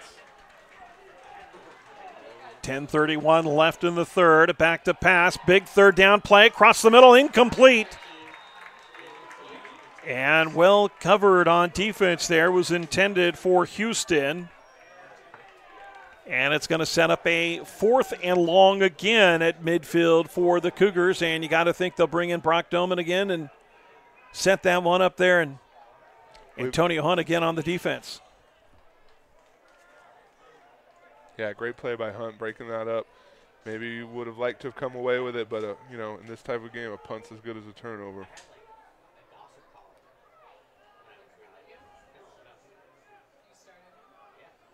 Now they'll line up in the punt formation here as the ball's at midfield.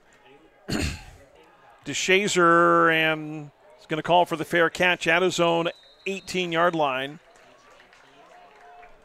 Both teams bringing the pressure on special teams. You feel like Earl English almost got there. Again, want to welcome everybody for watching here on SoCalCollegeSports.com. The opening round of the Southern California Junior College Football Championship playoffs. The number 1 ranked College of the Canyons Cougars, undefeated at 10-0, taking on Ventura. And right now, Ventura at number 4 is up 21-10. 10:21 left in the third quarter. They hand off straight up the middle and up to the 20-yard line, just a pickup of 2. And Dunn's going to get credit for just a couple yards there.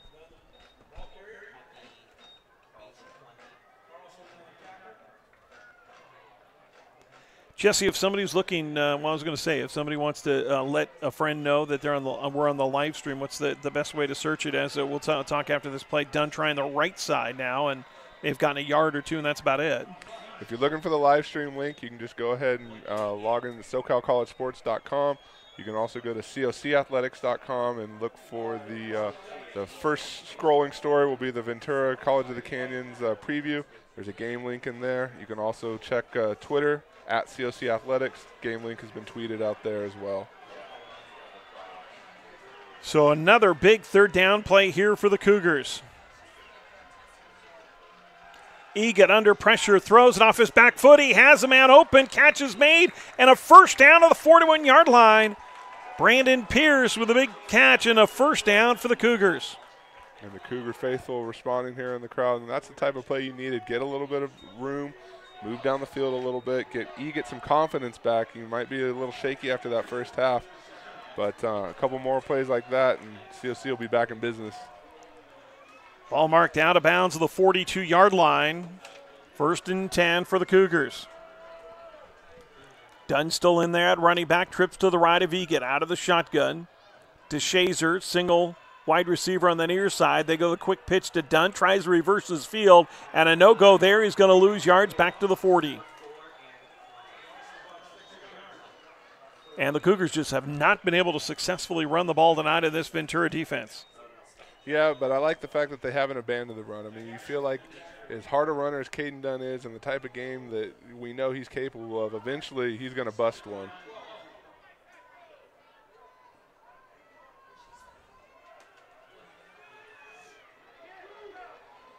Second and 12 now.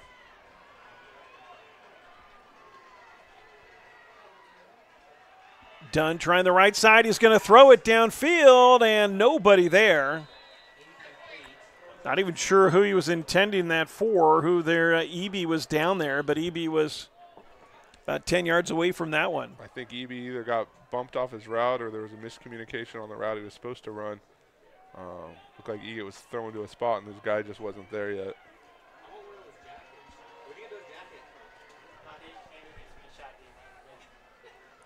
So another big third down, and I know we start to sound a little bit redundant, but we're going to be saying that all half. Every third down is going to be huge. Back to pass, stepping up. Egan's got a lot of room, but he goes deep. He has a man open, incomplete, and tipped it at the last second. Egan had about 20 yards of green in front of him. He did have a man open, but he underthrew his intended receiver. Well, you see here, it just opens up the middle. Like you said, Egan, a lot of room around him. Pierce was about 5 yards behind the defender and coming in the last minute and tipping it away. Credit to Danielle Dixon for Ventura coming away and swiping that ball. Egan saw his man, took the shot. You can't fault him for that, but would have been nice to get the fresh set of downs. The punt inside the 10, still rolling down inside the 5 to the 4-yard line, and a good punt by Tanner Brown. And the Cougars this time pin Ventura deep in their own territory. 7:49 left in the contest, or in the third quarter, I should say. 21-10. Ventura still holding on to that 11-point lead over Canyons. And if you're COC, again, you know, you weren't able to keep the drive alive, but now you're playing that field position game. So you flip the field on them a little bit. You put Ventura in the position that Canyons has been in early on, with their backs against the goal line, and let's see what this Cougar defense can do. Look for something out of the ordinary here on these first few plays. They come out in the pistol formation. Duckett, the deep man. And Duckett takes it straight up the middle. He's going to get out to the 5. Still rolling, still going. Still going. And finally we hear whistles. But not until after he gets about 4 yards there. Well, he's a hard guy to take down. What you like to see, those Canyons flying to the ball, trying to get that gang tackle type mentality established here. A couple more plays like that, another big stop. You get the crowd back into it. Could change the whole course of the game.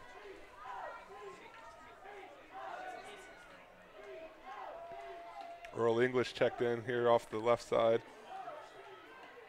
Look for him to provide some sort of an extra pass rush. He's a guy that they just turn loose as the quarterback sometimes.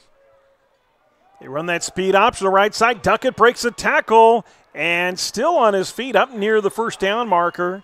Looks like he may be just about a yard shy at the 13. Needed to get to the 14. And took a couple hits on that run. I think. Oh, they gave him an extra yard. Wow. Looked like he went down to the 13, but they give him the extra yard and the first down, so they move the yard markers. It's 1st and 10.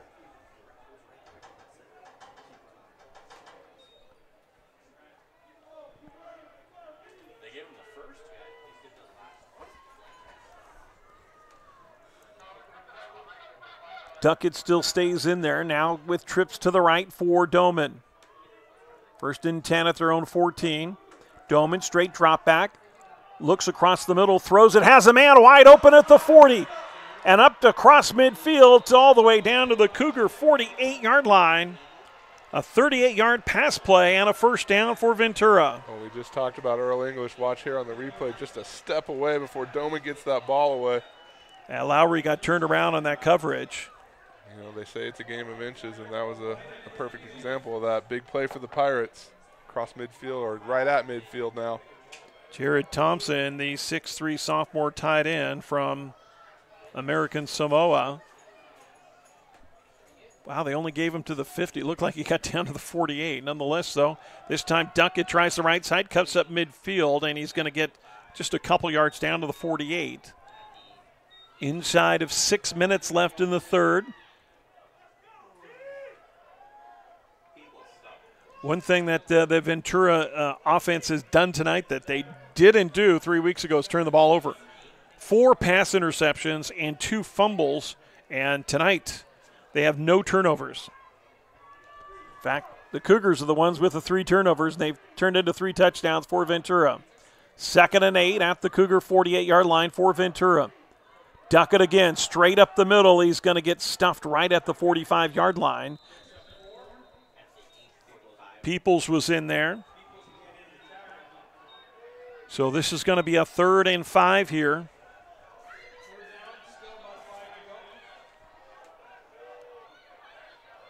Now here's something interesting is Ventura is 0 for 6 on 3rd down, Jesse. Wow, hard to believe when you look at the score, but I mean, credit to the Cougars for stopping them on 3rd down. The scoreboard doesn't reflect that. Be interesting to see. They have run the ball on 3rd down with Duckett. All the confidence in the world in him. Doman back to pass, looking near side, incomplete. It was intended on the near sideline for Alston, and good coverage on there by Rayshawn Rowland. You know, back to that point, Cougars not doing a bad job getting off the field. You know, been put in some tough situations. You know, the turnovers, of course, loom costly here. But a lot of time left here, Barry. So the punt team comes on to kick it away for Ventura. Meanwhile, the punt return is set as Leroy Deschazer lines up deep.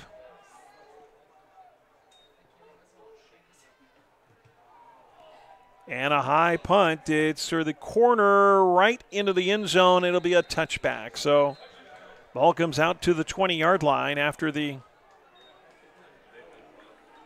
45-yard punt with no return, but net it's only 25, and COC will start over 1st and 10. And you know, at what point, Jesse, do you feel like, hey, COC's got to score here at some point? I mean, at some point it's going to be, you can't just, you know, go down, get a couple first downs, and then punt the ball away. Mm-hmm. No, I think as we get here in the final minutes of the 3rd quarter, I mean, you don't want to say the pressure's on, but you feel that urgency to try and force the issue, get the ball down the field, get in the end zone. So, again, get back in the offense, do what you guys know what to do. Egan, quick throw to Pierce, and Pierce is quickly taken down at the 22-yard line. He gets up to the 23. So a short pickup of, actually they're going to give him all the way up to the, 23 and a half, so. You know, and if you're the Pirates, you're absolutely content with letting COC move the ball a little bit, kill the clock, and play the field position game. Up 2 scores here. Yeah, he'll give up that short 3-yarder every time. Egan under pressure throws. He's got a man. Catch is made again by Pierce. Up across the 40 to the 40. No, now they're saying he was out of bounds.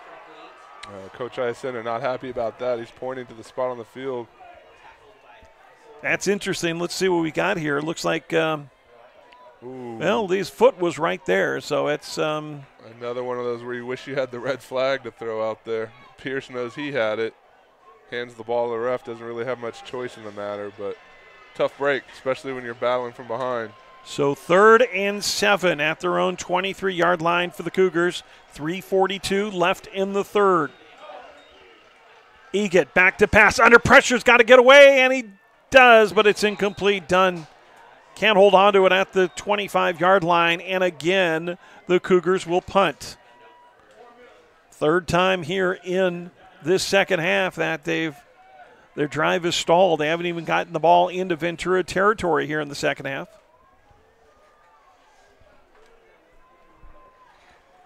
Tanner Brown on to kick it away.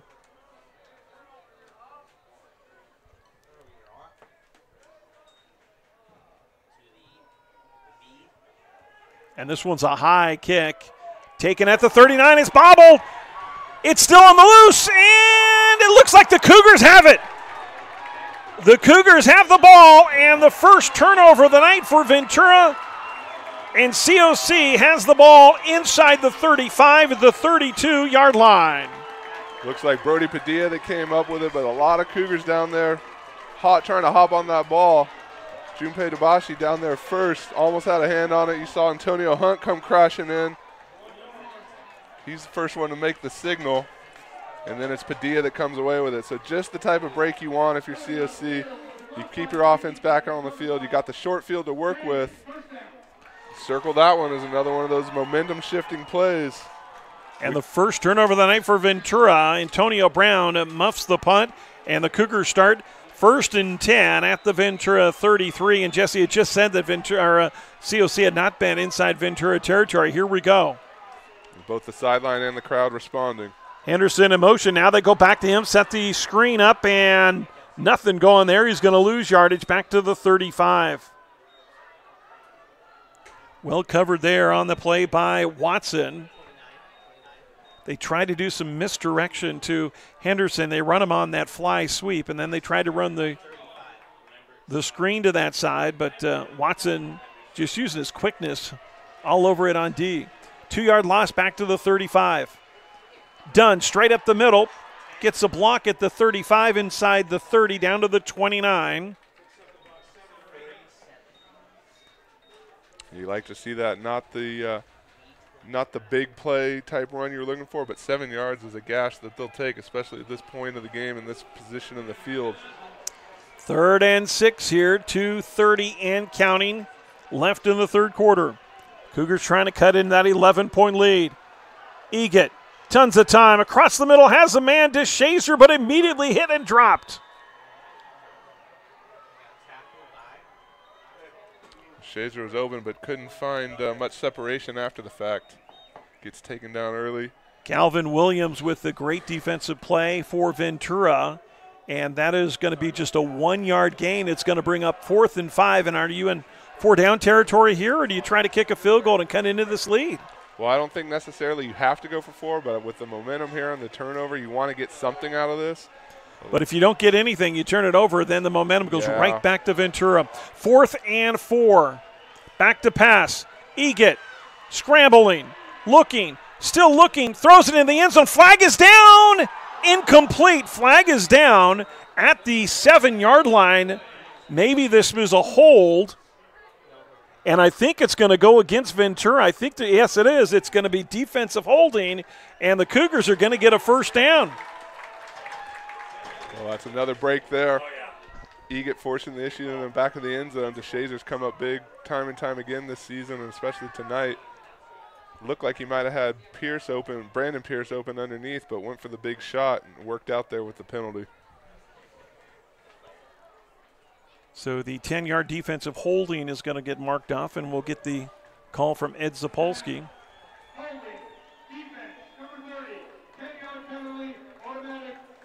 So Calvin Williams, who made the beautiful play down earlier, gets called for the hold here. And the gamble on 4th down works out. You didn't get the conversion, you didn't get the touchdown, but you still got the new fresh set of downs, so that'll work.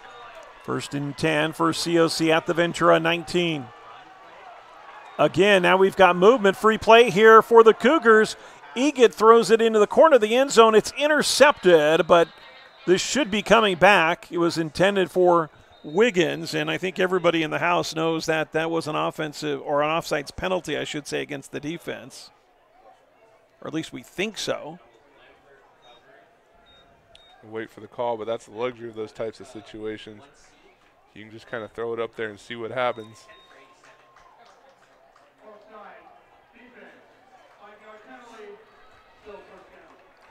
5 yards brings them up a little bit closer. Brings the ball up to the 14-yard line. Which actually is weird. That was a 4-yard penalty. Dunn trying the right side. Gets up to maybe the 11. We'll see where they give him forward progress. Man, tough yard. The yards are tough to come by on the ground for the Cougars tonight. This Ventura defense has been stifling. Well, now if you're CSC, you're well in Tanner Brown's range. Of course, you're going to be looking for more, but 3 heading here at the end of the third quarter wouldn't be the worst thing in the world. Cut it to a one-score game, one-possession game. That last penalty was a 4-yard penalty. Instead of the 5, they mismarked it. So 2nd and 4, Egan rolling to his left. Looking to the back of the end zone. It's almost intercepted, but incomplete. Watson was over there, and Watson had the best chance. There is a flag down again at the 7-yard line. Dangerous ball to put in the area. Illegal man downfield, so an eligible man downfield, and this one's going to come back against COC. You definitely want to take this, I would think. So they're looking to see if they're going to march it back, and otherwise it would be 3rd and 4.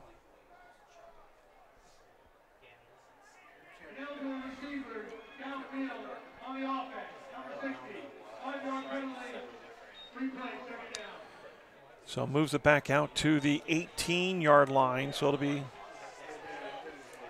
2nd. Well, let's say they put it to 17. So it's 2nd and 9. So it doesn't give them the down again. Triple receivers to the near side. Now look for the call. Clock's running inside a minute. Actually, I'm sorry, the clock is stopped with 41 seconds left after the incompletion. Dunn trying the right side, and he goes down at the 15-yard line. So gain of just a couple, and it's going to be now 3rd and a long 6, really, Jesse. They do have to get down to about the 8-yard line. Dunn looking for the hole. I think he might have ran into his own man and big Jordan Palmer. So here's your big 3rd down again. Tight formation now for the Cougars. Dunn to the right side. Eget back to pass. Looking across the middle. Now throws to Dunn in the flat, and Dunn picks up a block. He's out of bounds at the 10. He's going to be just a couple yards shy of the 1st down. It's going to be 4th and 2. And now it's decision time. What do you do? Well, the clock expires to end the 3rd quarter, so they'll switch ends. Have a little bit of time to think about it. No score in that 3rd quarter, and Ventura holds on to their 21-10 lead. We got to say thank you to some of our sponsors out there. We want to thank our friends at Salt Creek Grill, Greg Amsler and the whole crew. Salt Creek Grill, the best, bar none, the best place for Sunday brunch in the Santa Clarita Valley. Also, brand new menu over there. They brought back an old one of our old-time favorites, margarita chicken. So want to thank Salt Creek Grill and everybody over there celebrating 20 years in the Santa Clarita Valley. Salt Creek Grill in the Valencia Town Center. Also, Consumers Furniture, their big Black Friday special actually starts this weekend. So if you're locally here in the Santa Clarita Valley, they've got incredible sales going on all throughout the entire store at Consumers Furniture. So that is, again, Consumers Furniture located in the Golden Triangle. Here we go. Consumers just down the way from Sam's Club. So it looks like the Cougars are actually going to set up for a field goal here. And I like this call. You don't want to come up because you can get. Ryan Hashmark out of the hold of Dabashi. And Brown moved. And this is going to be a false start. Brown actually moved before the snap. Yeah, so this one's going to come back 5 yards, and now it's going to be a 32-yarder. Just Tanner Brown getting a little antsy there.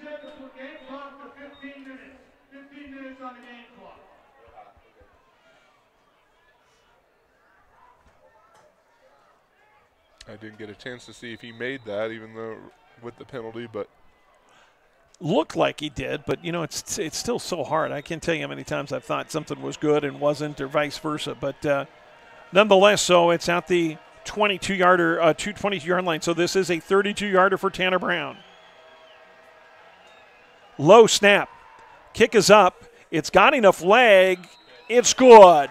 So Tanner Brown brings the Cougars within 8 now, within one score, 21-13, with 14:55 left here in the game.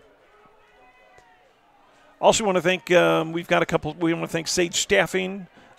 Jesse, I know you are, the crew over at Sage Staffing doing such a great job of helping the college out for so many years, right?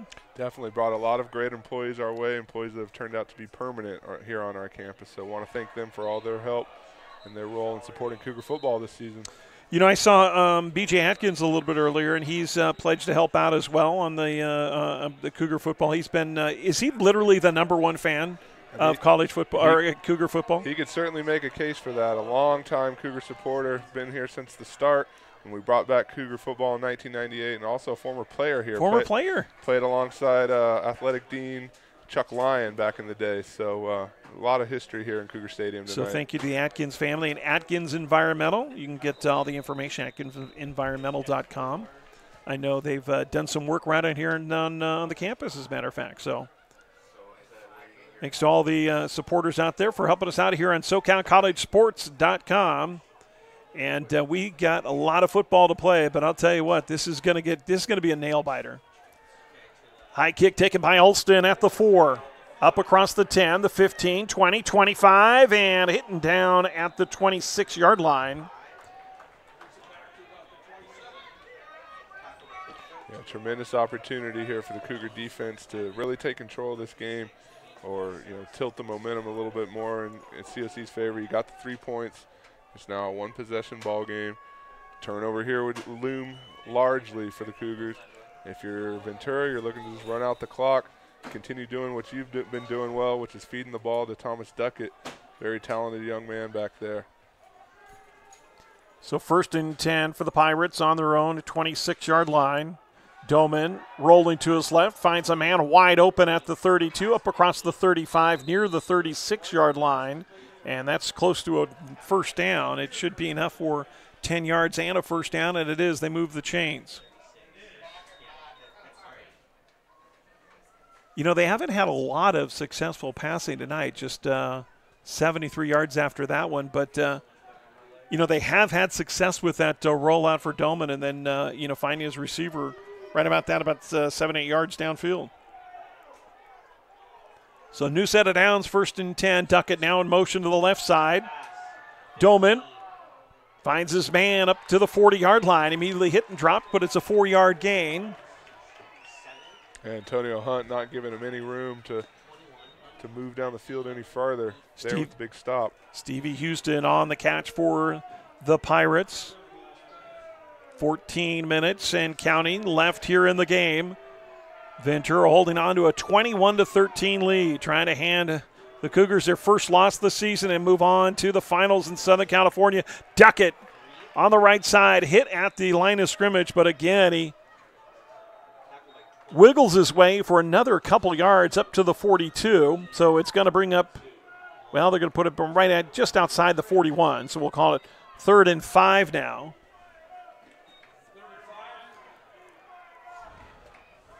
Thomas Duckett now with 27 carries, 125 yards.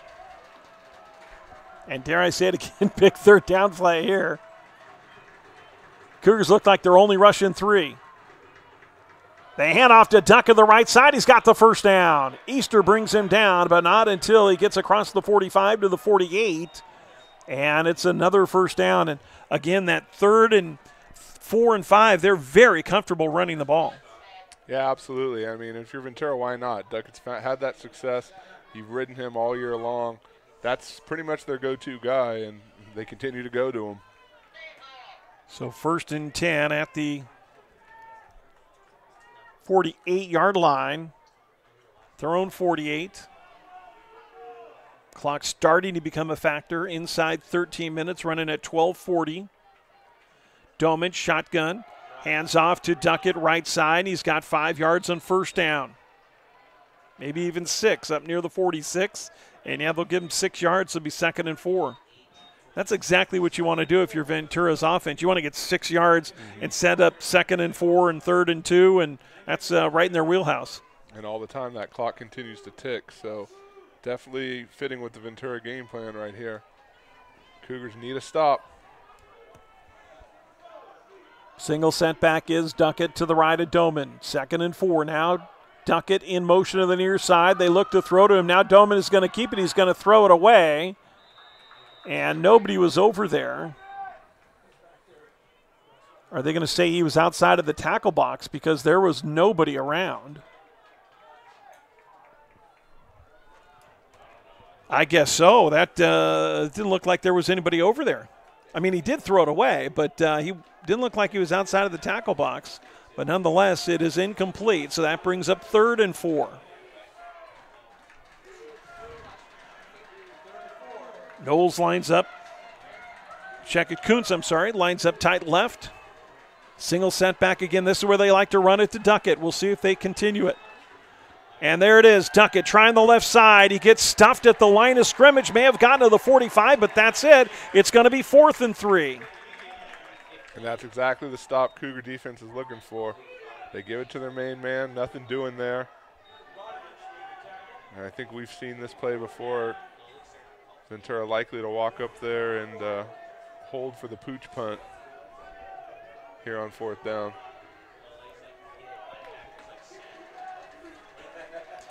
So 4th and 3. This time, though, they're lining up Duckett to the left. They haven't done that before. So they go the hard count, now looking for the call. And they're going to call a timeout. So they'll use their first timeout of the second half with 11:10 left here in the game, I should say. 4th and 3, they got to get it down to the 42-yard line.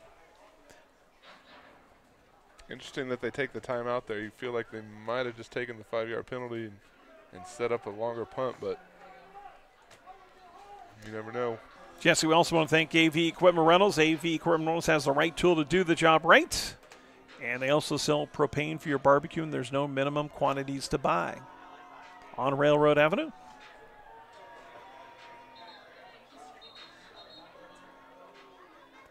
Also thanks to our friends Jim Backer and the whole crew at Vista Canyon. A pretty exciting development going on the east side of town here in Santa Clarita.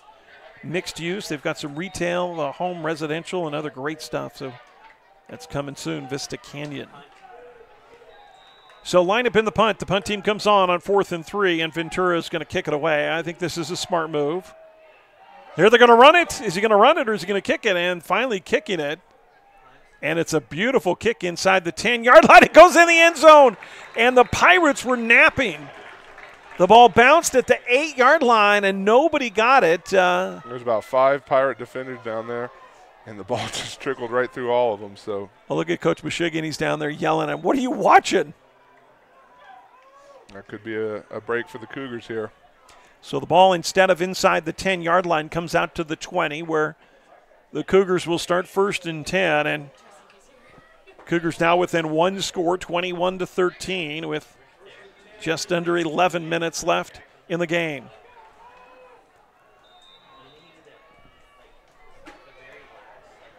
Wyatt Egan with Dunn in there. Option and the shovel pass to Dunn. He breaks a tackle at the 20, 25, 30, 35-yard line, and a 15-yard pickup on a 1st down for the Cougars. And there's the big play from Dunn we had been talking about. Didn't come necessarily on the run, but the shuffle pass, almost the same as a run. Gets the ball out to close to midfield here. Run the speed option, and then instead of the man on the outside, they run him to the inside. It ends up being a pass. So the completion and the 1st down, they say went out of bounds. The 34, it'll be 1st and 10 there for the Cougars. Trips left for Egan. Throws it left side to Pierce. Pierce is going to pick up a block at the 35, 40, 45, and out of bounds at midfield. Pierce showing flashes of that speed after he gets the ball, yards after catch. Again, putting together a little mini highlight, bounding around with confidence out there. A couple more big plays like that. Cougars will be right back in this. You know, I tell you what, we're seeing a little bit of bounce in the step that we haven't seen most of the game for the Cougars. They say he was out of bounds the 46. Quick throw to the near side, and that's Brandon Pierce breaks a tackle, and he falls down inside of Ventura territory, down to the 42-yard line, and another first down. 3 consecutive plays for first down. Well, took a little stumble there. You hope that he's all right. Hold on. He's still down, though, and now they're looking at him, and gosh, you hate to see that, especially when there's no contact there. Well, it looked like he just got tripped up there. Wasn't much room. He was probably heading out of bounds anyway, but the fact that he didn't pop right back up is what's troubling. Yeah, I think he might have been a cramp. I'm hoping that's what it is. I think you might be right. Oh. They're actually bringing him to the near sideline, and they couldn't even put any weight on that leg. That is not good. So hopefully that is a cramp, but that's a huge playmaker on the sidelines now for the Cougars. 1st and 10 at the Ventura 42-yard line. Egan again out of the shotgun, hand off to Dunn, straight up the middle. Actually, Egan's going to take it himself, and he's going to outrun and get hammered at the 35-yard line. He bounces up, but boy, he took a shot to the head. I don't know who got him, but he almost took his head off. Egan, a tough kid, but it's hard to take a hit like that no matter who you are. Yeah, he outran Carlson there, but took the punishment, and it ends up being a 5-yard gain, 2nd and 5. I'm sure if you ask him, he'll trade that for the 5. Dunn straight up the middle, inside the 30. Yeah, they're calling right down to the 35-yard line.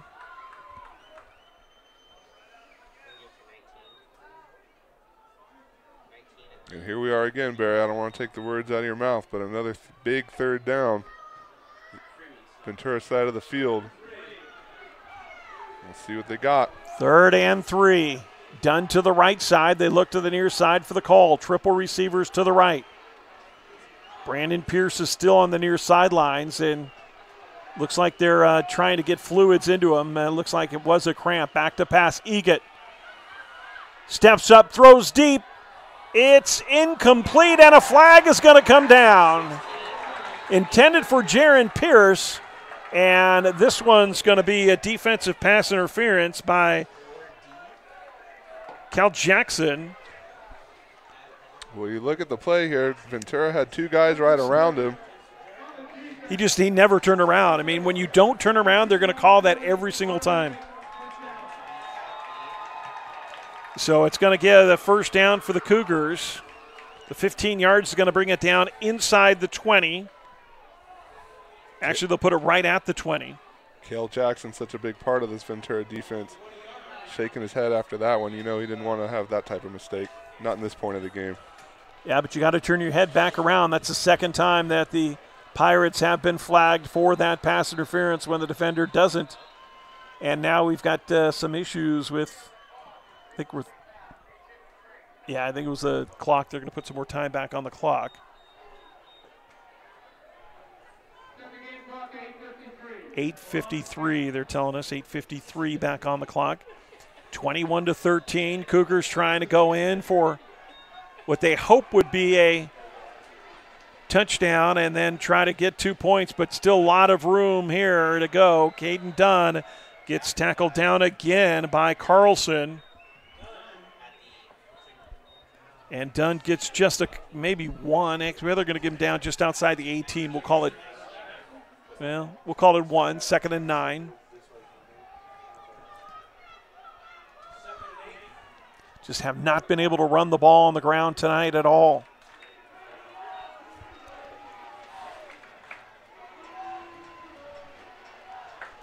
Dunn, our check at Egan, back to pass, steps up, throws to the end zone, has a man, incomplete. He had Henderson right in the end zone, and Henderson was not able to hold on. Well, and I think frustrated with himself there. Hold out another Cougar down Dunn on the field. That's Dunn. That's Caden Dunn. Dunn is injured down on the ground, and He's not moving at all. But he had Henderson open. Watch this. Henderson's open for just a brief second. It's almost like he saw him too late and then came in, and that was Watson again making the play. And a big defensive play for Jalen Watson. You know, one thing about Ventura, boy, do they have some size in the defensive secondary, man. Absolutely. Big athletic bodies back there. And he's going to look at this one. He had it in his hands, that's for sure. Ventura defender takes a bow. Made a great play on the ball, but I think so Dunn coming to the near side under his own power, which is good news. I don't see Pierce on they're not working on him anymore, so let's hope he is actually on the sidelines and has his helmet off at this point. But 3rd and 9. Another big third down play here with just 8:14 left in the game. Getting the call from the sidelines. Ventura wants to get pressure on the corner again. Egett back to pass, under pressure, and he's going to go down. Carlson is going to get him again. Well, Carlson have a tremendous game here for the Pirates. We've been calling his name all night. Just got to Egett, brought him down. Not the type of sack you want to take there. A loss all the way back to the 32-yard line. And it's going to be 4th and 22. I think they're going to punt here with 7:40. Oh, he's going to kick it? No, he's going to kick a field goal. This is going to be a 49-yarder. I believe his long on the year was 47. So that's would cut it within 5. Within his range. And they can't, I don't think they got the play off. It's got plenty of leg, but it's no good. It's wide left. He had enough leg, but he missed it. That's a tough outcome for the Cougars. Ventura defense going crazy on their sideline. They feel like they got exactly what they wanted. Held the points out. A lot of time left. Missed it to the left. So Ventura will take over after the missed field goal. 1st and 10 on their own 32-yard line. 7:19 left in the game. Again, want to say hello to all our viewers and listeners all up and down and everywhere around the country and the globe on SoCalCollegeSports.com. We got ourselves a great game tonight. Opening round of the Southern California Regional Playoff Championships. Canyons versus Ventura. Right now, Ventura holding on to an 8-point lead. Duckett on the near side, and he gets taken down by English. Boy, English kind of, you know what? That hurt. That stretched his back. That hurt from up here. Earl English made the tackle here, but watch Duckett's back. Oh, he gets bent back, and he held on to him. And Duckett tried to get up, and that just hurts. Just one of those plays by the virtue of the hit and the collision. The people around him got bent back there. Nothing intentional by English. Just making a hard-nosed run to the ball. So also we'd like to thank, as I mentioned before, of course, Salt Creek Grill. Brand new menu item. Duckett going to the far sideline under his own power, but man, that definitely stung a little bit. Salt Creek Grill in the Valencia Town Center celebrating 20 years here in Santa Clarita. #1 fine dining destination in the entire Santa Clarita Valley. That's Salt Creek Grill. Also Consumers Furniture with their big Black Friday sale going on now, actually starting this weekend. Black Friday starts this weekend at Consumers Furniture. So here we go, 7:08 left. No gain on that play. It'll be 2nd and 10, and Thomas Duckett will go to the far sideline. He's been the #1 weapon for Ventura all night. He has 137 yards on the ground and 2 touchdowns. We'll see if they have anybody to take his place. Doman now rolling to his right. Doman's going to throw it incomplete, and it was intended for Stevie Houston and incomplete, and that also stops the clock with 6:57.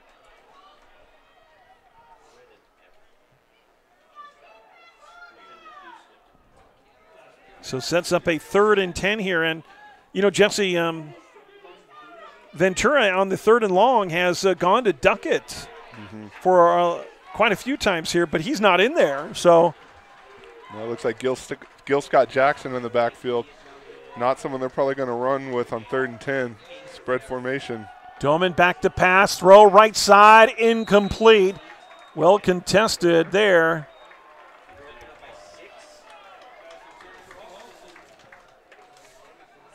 That was actually Collier coming in, and Troy Collier making a nice play. And, boy, Troy Collier had a hand on him there, too. I think Cougars might have got away with something there. Yeah, that's what I was thinking. It was a close play. Might have been a step there before the ball, but either way, Canyons will take it, get off the field here. It's intended for Alston, and again, with the incompletion, that stops the clock. DeShazer now set to receive. And I have a feeling we're going to see an action-packed final 6:52 here to go. Cougars coming after this one, and the kick is a wobbly one. DeShazer calls for a fair catch and makes it at the 32-yard line. And COC will start 1st and 10 there. 6:45 left in the contest. Again, if Ventura wins, they will travel to Riverside. If COC wins, then COC will be back here on next Saturday taking on Riverside. Coach I gathered his whole offensive unit there before sending them back out on the field. I think maybe telling them just settle down, focus here. Got a lot of time left. They know what they're capable of. It's just a matter of going out and executing now. Egett, throw, right side, catch is made to across the 35, and still on his feet to the 40, and that is Pierce, Jaron Pierce, up near the 1st down marker at the 42-yard line. Will be a yard shy. A little bit of shake and bake there, a few extra yards, getting close to the 1st down marker. Pierce having a tremendous game tonight. Look at Wiggins out there. Brandon Pierce back in the game, blocking on the corner as well.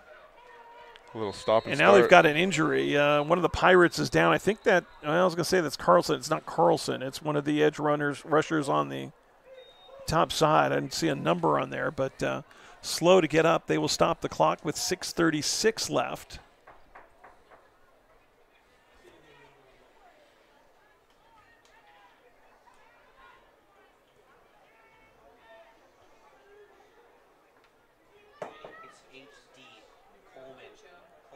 So Riverside now up in the 4th quarter, 56-17. So again, whoever wins this game will take on Riverside.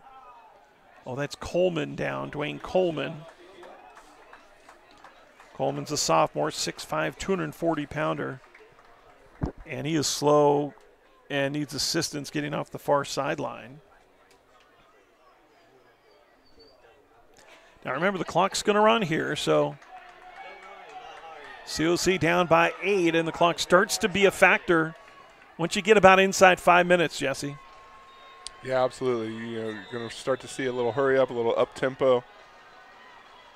And off to Dunn, straight up the middle, puts his head down. He's got the 1st down. Make sure he doesn't get that ball stripped, and gang tackled up to the 48-yard line. Great job of just wrapping up and making sure he takes that ball all the way with him down to the ground. Tackled by a host of Pirates. Dondre Baker was in there. He made that initial contact and stayed with him. Cougars in business here, not forcing the issue yet. Coach I signaling, sending in the plays here. Approaching 6 minutes left in the contest, and now we've got some confusion. And finally, Jaron Pierce goes the far side. 2 backs the backfield for Egett.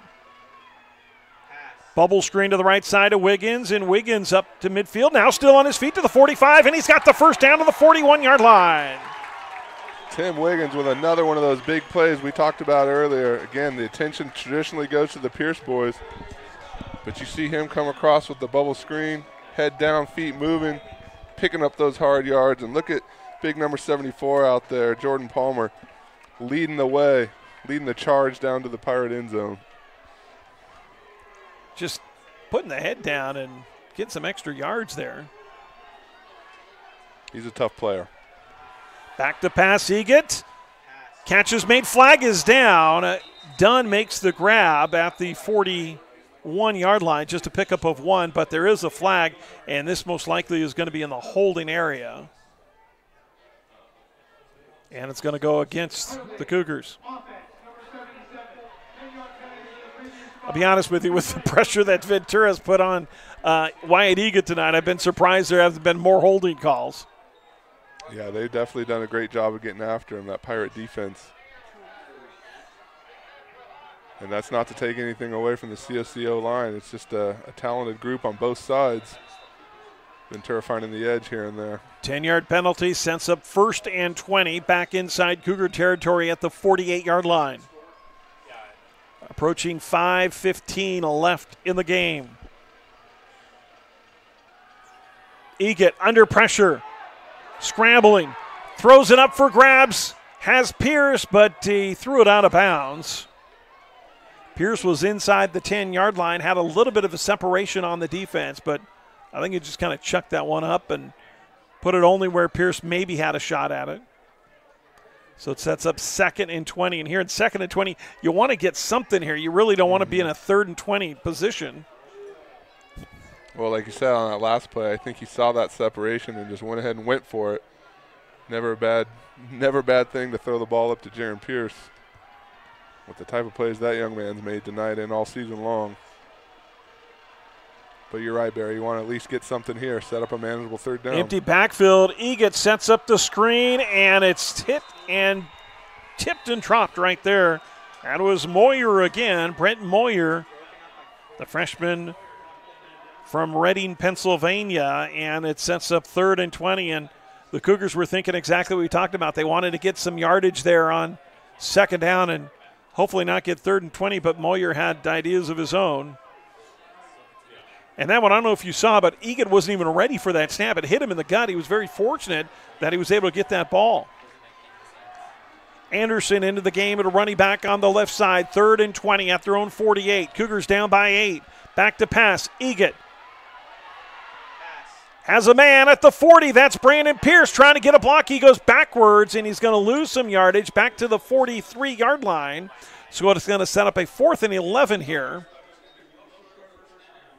And I know Pierce was trying to make things happen, but he ended up losing about 3 yards going backwards. Sure. Trying to get a block there from Wiggins. So 4th and 11, and you don't really have a chance here. With 4:30 left in the game, you got to go for it. So as big as we thought 3rd downs were, here's your 4th down. Egan, tons of time. Left side, has a man, can't hit him. Missed on Brandon Pierce. He was open at the 40. The defense was closing in on him. Not sure if he would have made it, but if you don't get a chance to catch it, you have no chance there. Definitely had an opening there. Right there at the sticks. Just couldn't find the connection. So COC turns the ball over on downs, and Ventura takes over on their own 43-yard line. And now here's the interesting thing is let's keep an eye. Is Thomas Duckett able to come into the game? And we don't see him. It's Jackson is still in there. Doman in at quarterback. We haven't seen Vanderjack all night long. Cougar defense coming into the contest with 29 takeaways. One right here would be huge. And, of course, you got to believe they're going to keep it on the ground and keep that clock running. Hand off to Jackson, straight forward. He gets up across the 45 near the 46-yard line, a pickup of 3. It'll be 2nd and 7. Clock continues to tick, but if you're Canyons, you're just looks like we have an injury. Now we do have an injury. Or another cramp maybe. I think that's Gio Ramirez. Looks to be stretching the toes back a little bit. So Ramirez with a cramp on the left leg.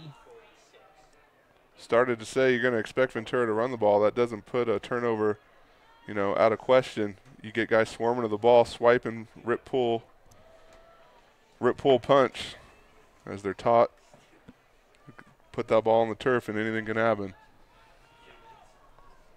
So Thomas Duckett, after 30 carries, 137 yards, and 2 touchdowns tonight, is still on the sidelines. He took that tackle from English, and English bent him back on it, bent backwards in a really weird way on his back and hasn't returned since then.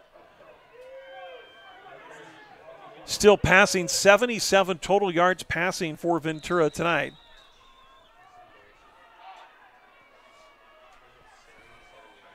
but they do have 154 yards rushing.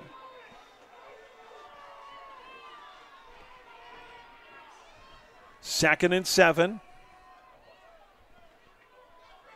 Clock, the biggest enemy here now for Canyons. Yeah, they're trying to run down as much time as they can. Gil Scott Jackson, single setback to the left. Doman out of the shotgun. Takes a ton of time. He's looking right down at the play clock. Now it's down to 6. They send Jackson to his right. And a handoff to Jackson up the middle. And Jackson's going to get stuffed at the 48-yard line. That was Hamilton. Also in there was Schultz. So the pickup down to the 49-yard line. They got to get to the Cougar 47, so it's going to be 3rd and 4 now.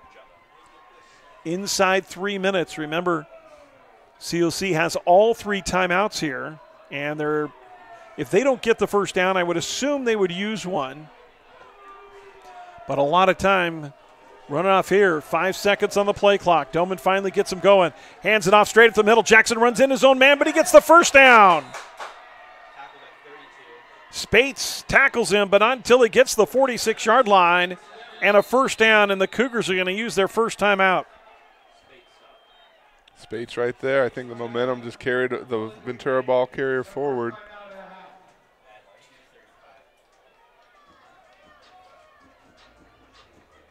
Coach on the Cougars forced to take the timeout. So a timeout on the field, 2:34 left in the contest.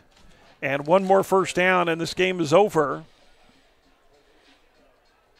Again, want to thank our sponsors that have helped out with our SoCalCollegeSports.com broadcast tonight. Want to thank Consumers Furniture. Black Friday special starting already this weekend. Consumers Furniture located just down the way from Sam's Club. Also want to thank our friends at Salt Creek Grill. Best Sunday brunch in town. AV Equipment Rentals, as well as Vista Canyon Sage Staffing, Atkins Environmental. Thanks so much for helping us out here on SoCalCollegeSports.com. So new set of downs and only 2.5 to play for Ventura, 10 yards away from heading to the SoCal Playoff Championships next Saturday in Riverside. Straight ahead, handoff to Jackson. He's in the 35, the 30, and he finally gets tripped up by Collier inside the 25 to the 24-yard line.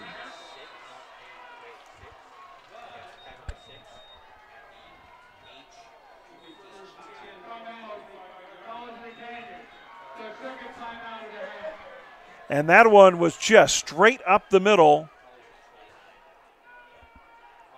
Blocked it perfectly, and Jackson finally brought down by Collier, but not until he's all the way to the 25-yard line.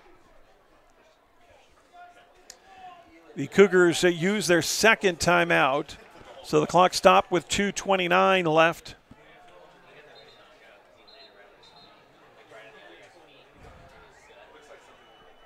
And, Jesse, a little bit surprised that they're going right down the heart of the COC defense? Yeah, definitely. I mean, especially when you consider Duckett's not out there. He's been their main guy. You might expect that out of him, but not to take anything away from number 22. I think the Cougar defense just a little bit out of sorts here. Not over yet. Turnover swings this game. Hand off to Jackson again, straight up the middle. This time he's going to get stuffed at the line of scrimmage. May have gotten a yard, and that's it.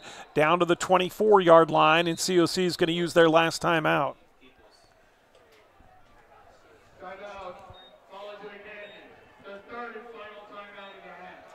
So it'll be 2nd and 9 for Ventura at the Cougar 24-yard line.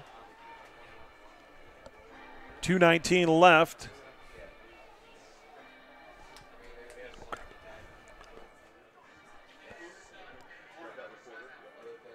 So also want to thank BJ Atkins and Atkins Environmental, as well as Jeannie. Thanks so much for helping out on the broadcast as well. Atkins Environmental Help. Go to AtkinsEnvironmentalHelp.com. Get all the information there. Thanks again. Also, thanks to our friends at Sage Staffing, Greg Kincaid and the entire crew.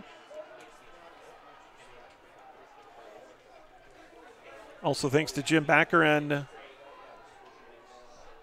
Vista Canyon. and our good friend Chris Fall at LED Lighting. So 2nd and 9. Cougars cannot stop the clock.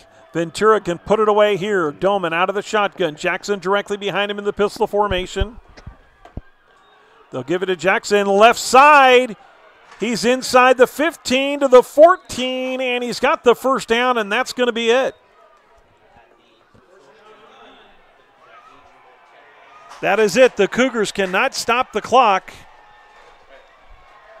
And Ventura will get redemption.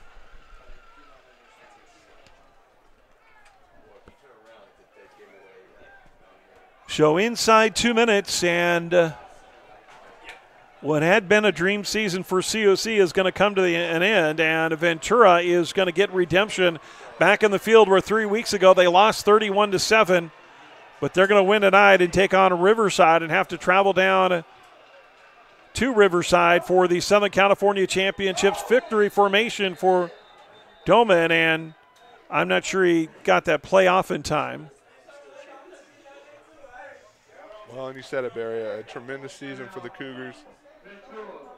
Coming up a little bit short here at the end. Never like to see that if you're a Canyons fan, but congratulations to the Pirates. Played well tonight, came in and executed. We knew it wasn't going to be the same story this time around, just in terms of game flow and the way things played out. But, again, another well-coached, talented team, and they will make their way to the SoCal Championship game next week. So, again, you've got to be somewhat surprised at, the difference is just the same way it was 3 weeks ago. You had 6 turnovers. Ventura committed 6 turnovers. They thought they gave the game away. And then tonight, the Cougars have 3 turnovers in the first half, and those are your 21 points. And that's kind of been the story the last 3 times these teams have played. I would not be surprised at all to have Canyons go down to Ventura next year and something similar happen. When you get 2 teams that are this evenly matched, talented, well-coached, a lot of the same recruiting basin, it's bound to happen. So, again, a tremendous year for the Cougars. Congratulations to Coach I and his entire staff, the team, all the sophomores out there that have been with us for 2 years. Thank you for all the support that we received all season from the community, from our local media partners, from our partnership here with SoCal College Sports. Barry McKeever, it's been a pleasure here having you in the box. Has been, Jesse. Thank you so much for having me on first and final season. Good luck to you guys. And shout out to the entire COC Athletics Department, Lauren Anderson and AJ Wilding on statistics, Tim Dugan on the clock, Doug Worley doing our PA announcement, Garrison Lysick spotting for him. It's been a tremendous team effort. Matt Tappy on the scoreboard and clock tonight. Appreciate his services. And let's see, do they're going to have to snap it one more time. But special thanks again to our sponsors. We want to thank Sage Staffing, Salt Creek Grill, Consumers Furniture, AV Equipment Rental, Atkins Environmental, Vista Canyon, and LED Lighting. Well, that is going to wrap it up for the Cougar season, but Ventura will head on to the Southern California Regional Championships. They'll take on Riverside next Saturday in Riverside. The final, Ventura 21, College of the Canyons 13. Ventura heads to the championships next Saturday. The Cougars in their season 10-1, and obviously a disappointing loss. And one of these teams had to lose. We thought the best 2 teams in Southern California came from the Northern Conference, and I think we showed that tonight. Absolutely. No matter what side you were on, this was a tremendous ball game, fun game to be a part of. It's always tough when you come up on the losing end as a Cougar. But again, best of luck to the Pirates. Best of luck to Riverside next week. You'd always like to see the state championship come down to someone from the southern region, so we will be watching to see the outcome of that. All right, thanks again to all the viewers out there for tuning in all season long, and, of course, tonight. Congratulations again to Ventura College, and thanks again to SoCal College Sports, the staff here, Emery, Ryan, and Mike. So thanks so much, guys. And, Jesse, been a pleasure. Good luck. We'll see you guys next season. Again, Ventura 21, Canyons 13. Ventura heads to the Southern California Regional Championships next Saturday. For Jesse Munoz, I'm Barry McKeever. This has been a SoCal College Sports SCFA.com's presentation of the SCFA Regional Playoffs. Good night.